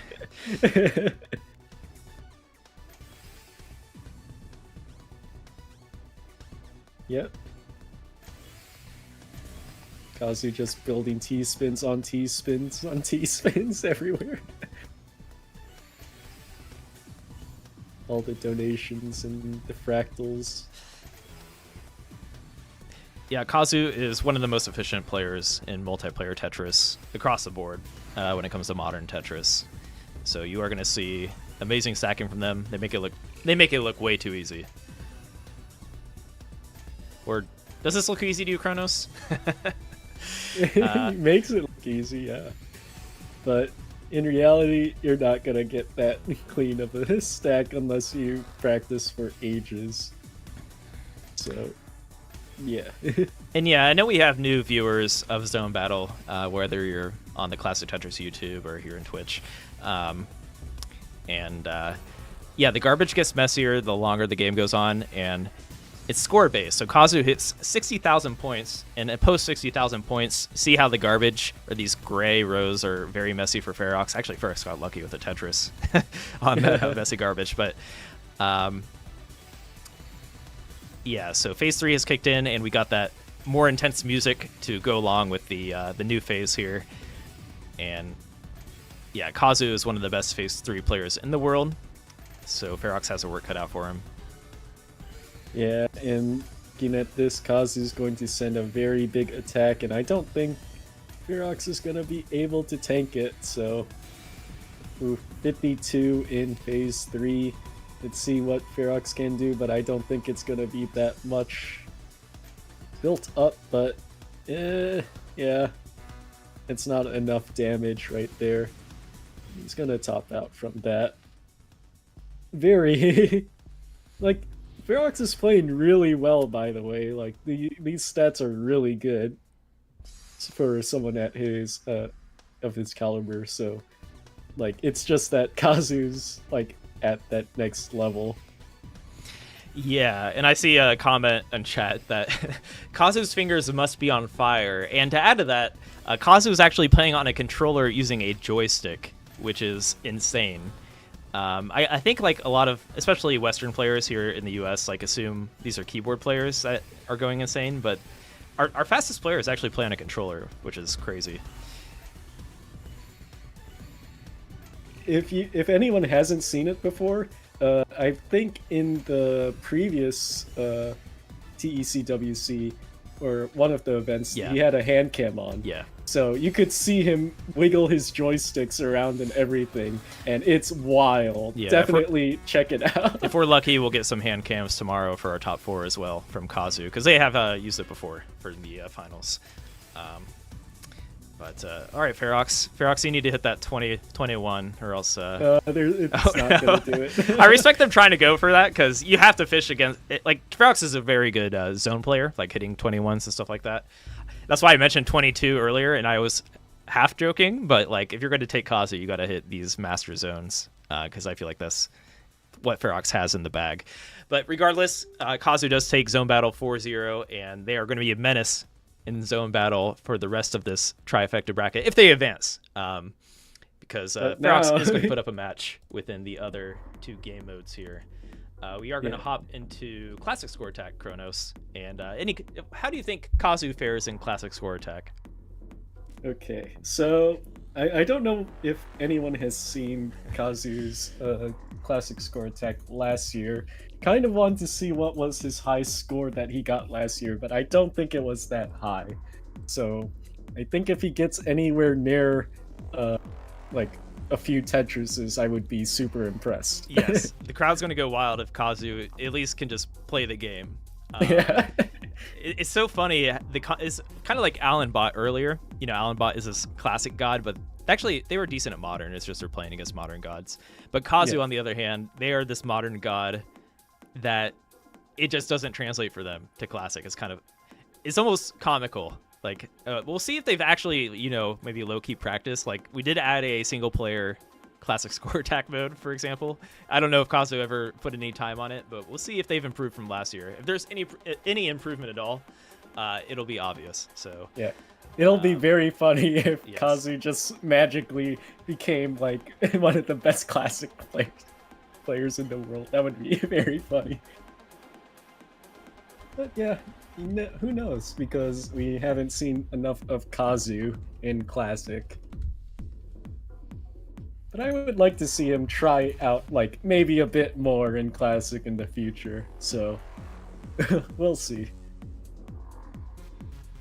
Oh, you still hear me, Kronos? Yep, can still hear you. Okay, my Discord, like, turned off, but we were still on the air somehow. Okay, I love it. All right, so players are finding their way to our lobby, and our APMEX coin shows Kazu as the winner, so we'll see if they're able to take this set. All right, looks like the players are hopping into it, and we are going to hop into classic score attack between Foox and Kazu. Okay, let's see the 18 start play, I believe, from Foox. Let's go. Okay, let's see what happens here. Gonna closely look at Kazu's board. Well, that's not a good start. Oh my God. All right, Kazu. At this point, I'm just rooting for Kazu to get a Tetris. One Tetris, Kazu. You can do it. It's funny how it really doesn't translate for them. And, like... Oh, no. It's hard to, like, believe it doesn't translate that well for him, considering I think most players that are decent at Modern can, you know, hold their own in Classic, but...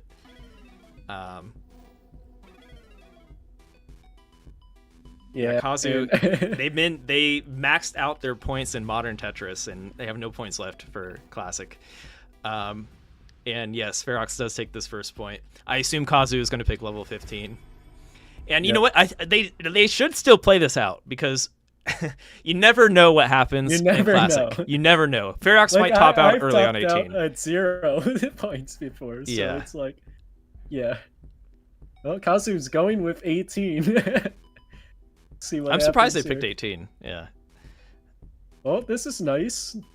Nice stack. Oh, come on. Let's see a Tetris. Oh. Oh, no. Oh, he's burning. Oh, smart. Wait, Smart. what an improvement from the last round. Did he get the Tetris? Oh my God, I got a there's Tetris for Kazu! It's the play of the tournament so far, guys.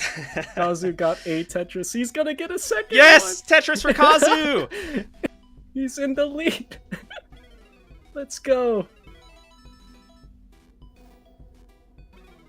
Kazu has gotten 2 Wow, Tetrises on look at this level improvement. 18. They are a Tetris prodigy because they've improved from like 0 score to 52,000. Yeah. This is insane already. I'm so happy. It just baffles me that, like, Classic has been part of Tetris Effect for, what, 3 years now? And, like, they just don't touch it. It's just funny to me. But they touch it in tournaments. They're learning it right here, right now. Set up for another Oh my one. God. Oh, he hits it. He does it. He's, like, What is one happening? Tetris off of He's playing 100K. Classic. This is... Oh! No, Oh no. shift. Oh no, he covered the well. No. I think he has very slow tap speed, so that's going to spell the Unfortunate. end. But you know what? Very nice so showing from Kazu, and that's probably a 300% improvement from last year, so Yes. very He's nice. gotten 3 Tetrises. That's insane from Kazu. Let's go. Oh boy. Who's the real winner here, Foox or Kazu? All right, so we are going to make our way into that final score attack mode. Let's get our score updated. That was like too quick. I didn't even have a chance to update the scores here.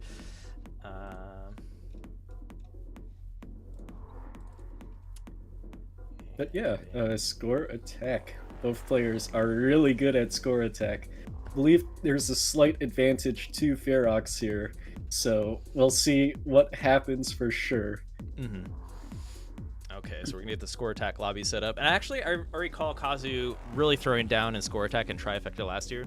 They haven't signed up for any of these score attack tournaments, and the thing is, we know what kind of like caliber of player they are when it comes to modern Tetris. So I really think they can still bring it here to Foox, but on the flip side, Foox has improved tremendously in score attack over the last year and is going to be very consistent and hard for Kazu to take out here. So I think Foox is the favored player when looking at it, but I don't know. Kronos, our AppMix coin chose Kazu, so we'll see. We'll see what happens. Well, we'll see if the coin's wrong once again, or maybe it predicted it correctly. We'll see.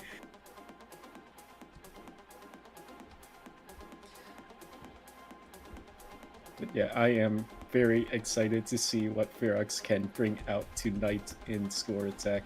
And I am curious to see how good Kazu is nowadays in score attack compared to how much score attack players have improved over the past few years.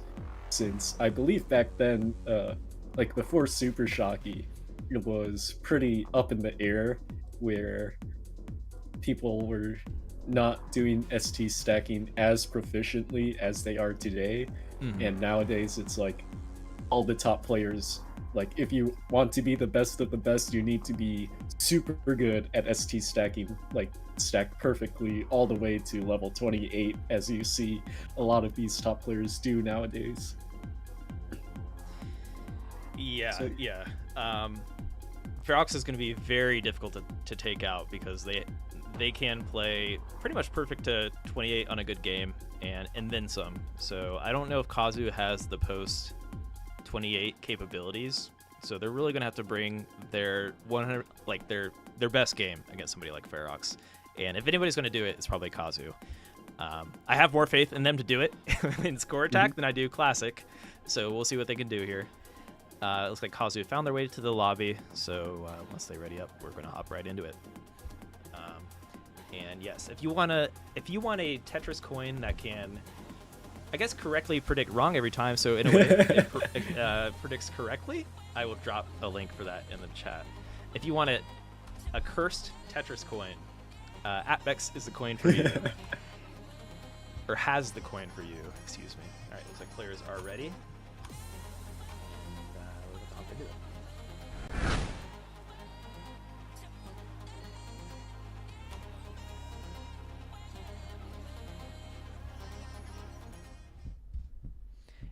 And this is our final game of the night for a decider between Kazu and Foox. Winner goes to the top 4 for tomorrow's grand finale stream.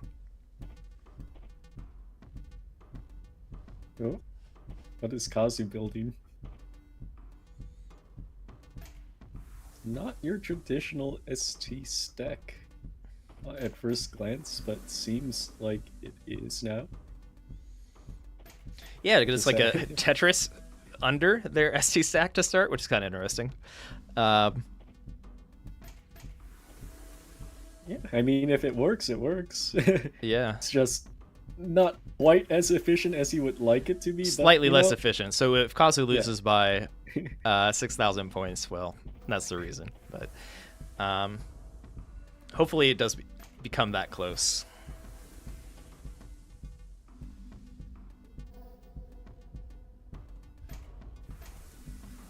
Yeah. It's like right here. It's pretty standard start for both players now. Kazu does have quite a interesting board state. Should be fine. Yeah, Kazu not doing bad. But just like we saw from, like, OSW had an amazing game earlier, but the people that are left in this Trifecta bracket can all throw down and score attack. So Kazu's going to have to really bring out their A game. So far, so good. Like, they're pretty much equal on lines. I guess Foox is slightly more efficient right now. Kazu just needs to keep calm and keep it clean. So far, they have kept it clean. And maybe hope that Foox like runs into a mistake, which does happen, right? Mm-hmm.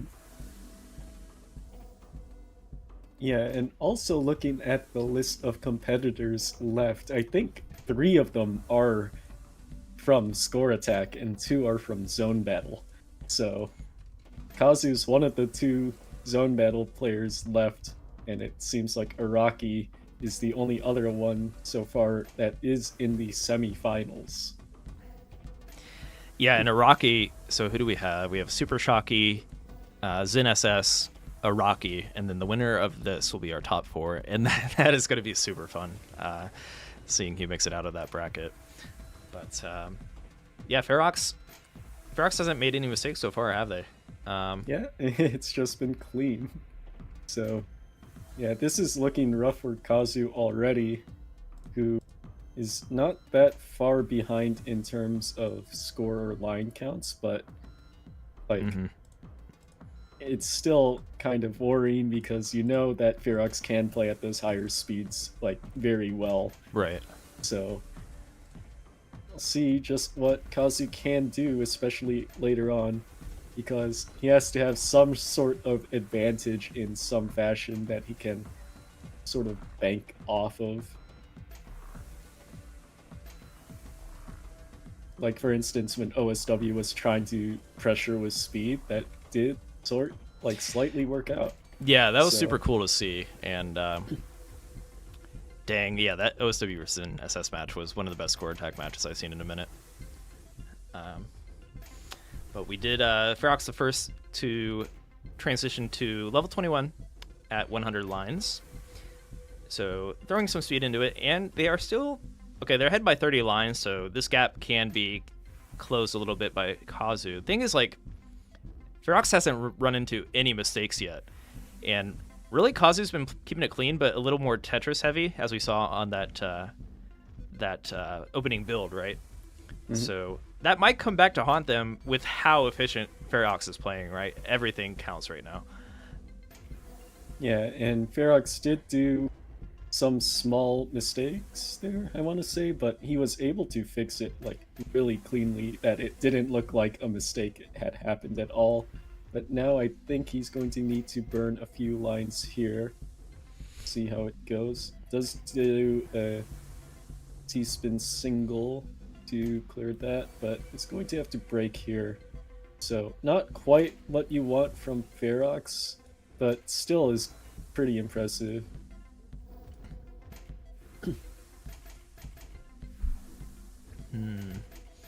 And yeah, Kazu breaking that ST again. Foox is high up on their board, so if Kazu were to have any chance here, okay. There's no T piece. Foox does break it. Yeah, Foox didn't get bailed out by a T, so it's going to have to sacrifice a lot of efficiency at these higher levels here. This is what a nice find from Kazu to set up that donation, I would call it. Then it doesn't even feel like a ST kind of thing. So yeah, that's kind of the situation Kazu needs if they're going to have a chance to come back here. Yeah, score difference isn't too much still, and Foox doesn't have a really clean situation either. Oh, and that misdrop is very menacing. So Foox needs to clean up here. Yeah. At a very high point. Gives time for Kazu to catch up. There definitely is an opening for Kazu. He's only 300k ahead, about 40 lines ahead. Clearing 230,000 within 40 lines is totally within Kazu's wheelhouse. So yeah, Foox is going to want to muster up as many points as he can right now on these post 28 levels. This is very important. He is playing level 30 really cleanly here. Yeah. Oh. Close. 31 might kill him. Yeah, that's gonna do it. It's 300k. entirely possible for Kazu if he can just keep up this efficiency. It's gonna be close. Oh, the speed. Oh, no. Yeah, the speed change might have messed up Kazu just enough to not be able to do it. Kazu's going to need to find a couple more T-spins here. But, oh, that eye piece. And that's gonna do it. So, Foox takes round 1. And it seems like it's still first to 1. Oh, no. But, yeah, that was pretty scary for Foox if Kazu was able to put out a little bit more efficiency early on. But it does show that Kazu needs to be able to do it, because Foox can play at those level 31 speeds.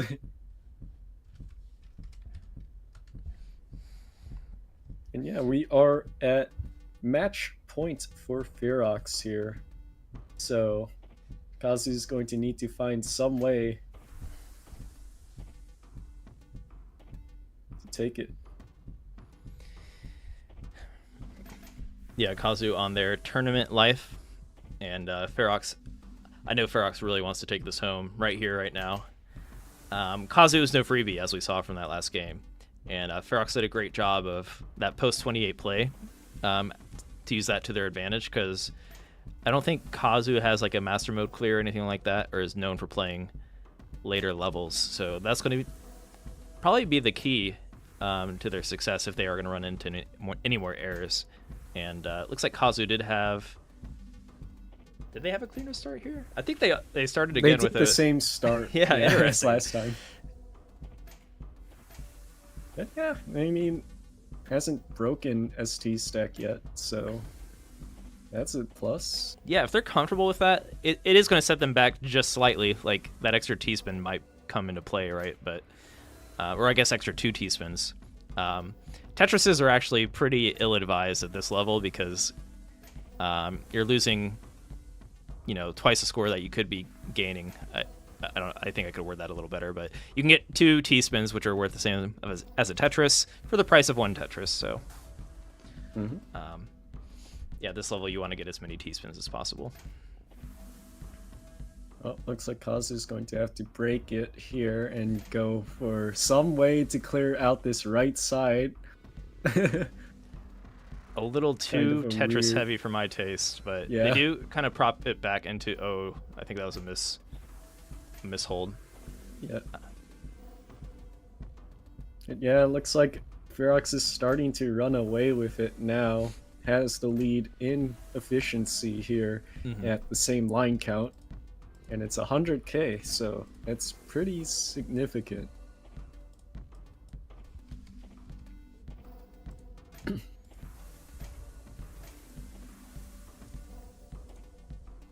yeah, Foox is playing very nicely. Kind of like very chill, laid back sort of score attack we're in.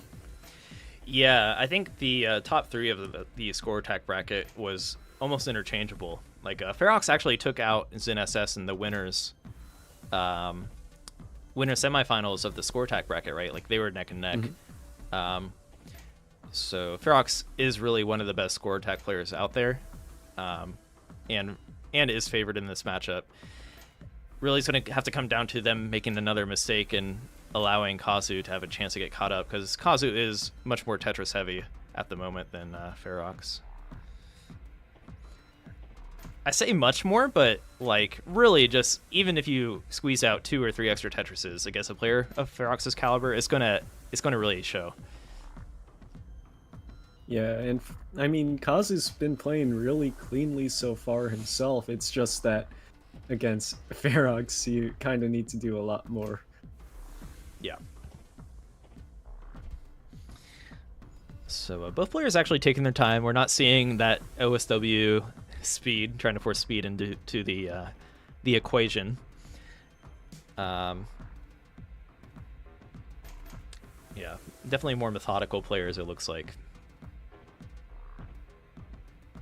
Okay, so yeah, we're getting close to level 21, and seems like Foox is pretty clean here.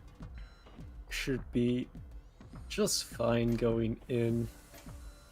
think Kazu just needs to figure out a way to push out even more efficiency, but it's kind of hard to do that when you're already playing as well as you like kind of feel like. Especially with all these T-spins that he's been putting in already. So pretty even line count, and yeah, Ferox ahead by 1 T-spin in lines, with about a 100k lead. Yeah, and this is where the Tetris start is gonna bite Kazu, basically. Yeah, like Ferox hasn't broken yet. Kazu really needs Ferox to. It sounds like I don't know, like a not the right way to approach it, but in this case, like in a player of Ferox's caliber, yeah, you really need to just hope that Ferox makes a mistake in this matchup. And Kazu actually has some empty lines there, so this T-spin 0. Yeah, and looks like Ferox is going to make a small mistake here. Okay. Has to deal with kind of an awkward set of pieces, but it's going to just stack on top of it instead. I like that. Just putting even more efficiency. Ooh, gets the Tetris and then transitions to this. Very clean from Ferox. Yeah, Kazu on their side, they really need to just maintain this stack. If they're going to have any chance, they can't not be T-spinning. So they're going to have to go full aggression here. Yeah, and Ferox 2.2. Oh, no. Rough. Yeah, this is looking like lights out for Kazu here. Because Ferox is still ST stacking while Kazu's burning down the lines here. Score gap is increased to over from 100k to 400k in the span of the last few, like, yeah, like the last minute or so. So, yeah, I think that'll do it. And Kazu, unless Kazu turns on the God switch, which they are not able to, Ferox does move on to our top 4. Congratulations to Ferox for taking out the one and only Kazu. Yeah, and let's see if he can break this high score. He's on level 31.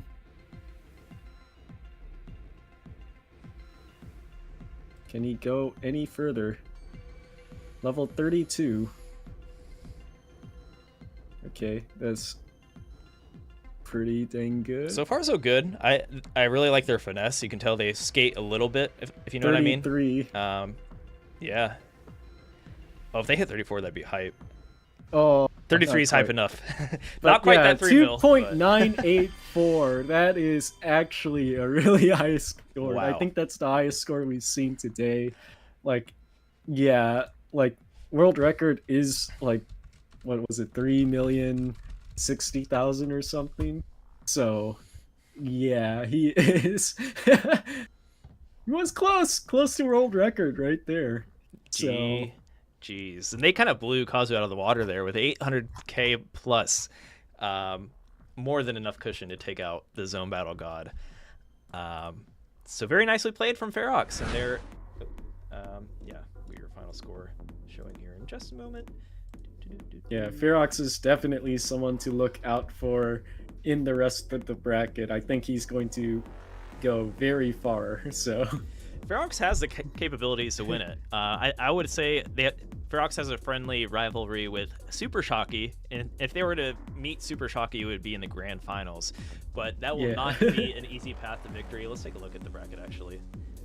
There we go. We have Shocky versus Zin, and then Ferox versus Iraqi.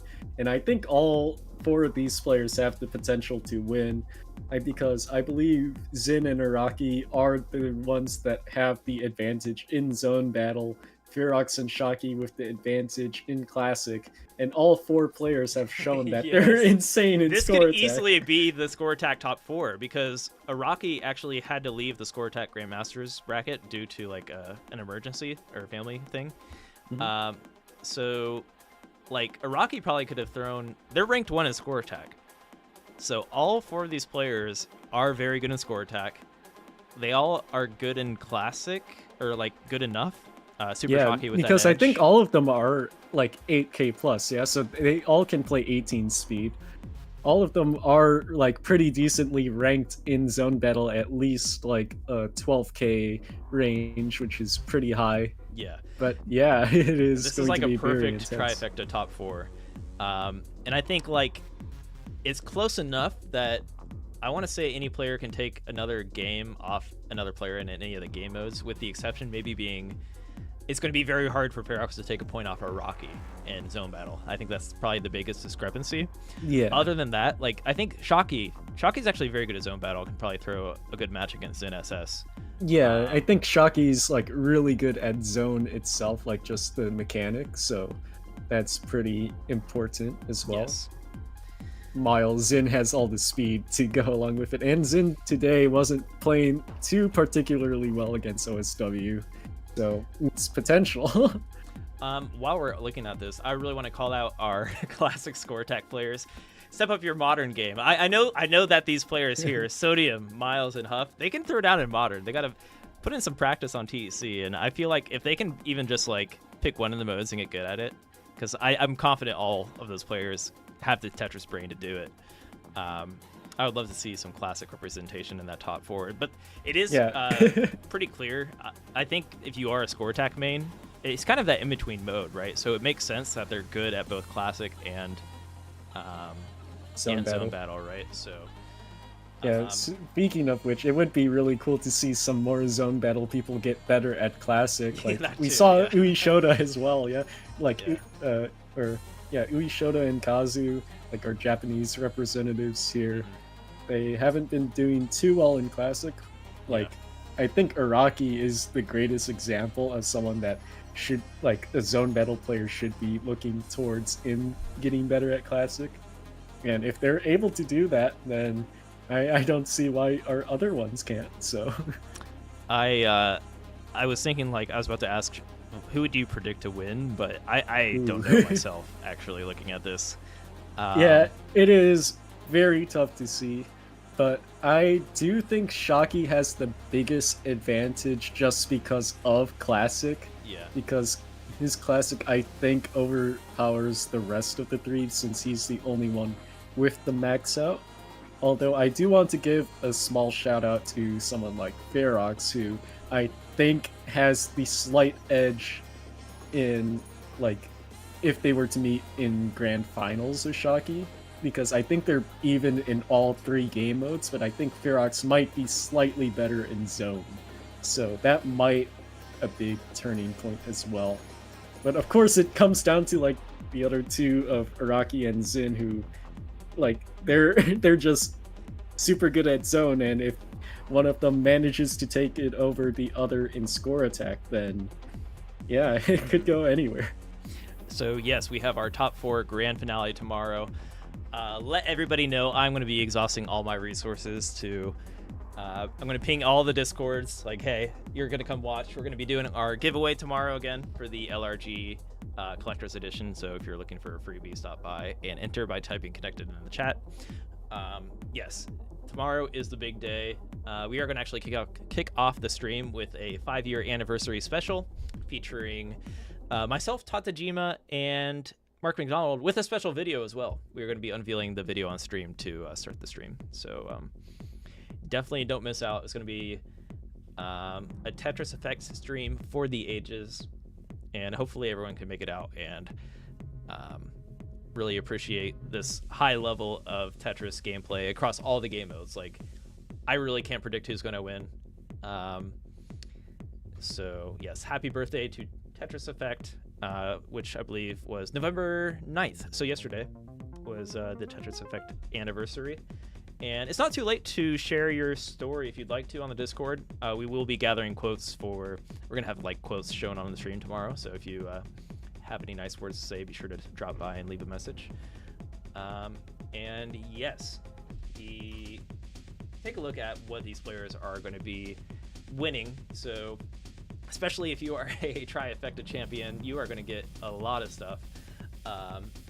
So yeah, if you want some merch for yourself, oh, it looks like Nightbot is helping us out. I didn't even have to type it in it. There's limited edition TECWC merch at the link supplied in Twitch chat. I'm actually going to drop that in the YouTube chat as well. If anyone is interested in TECWC merch, check that out.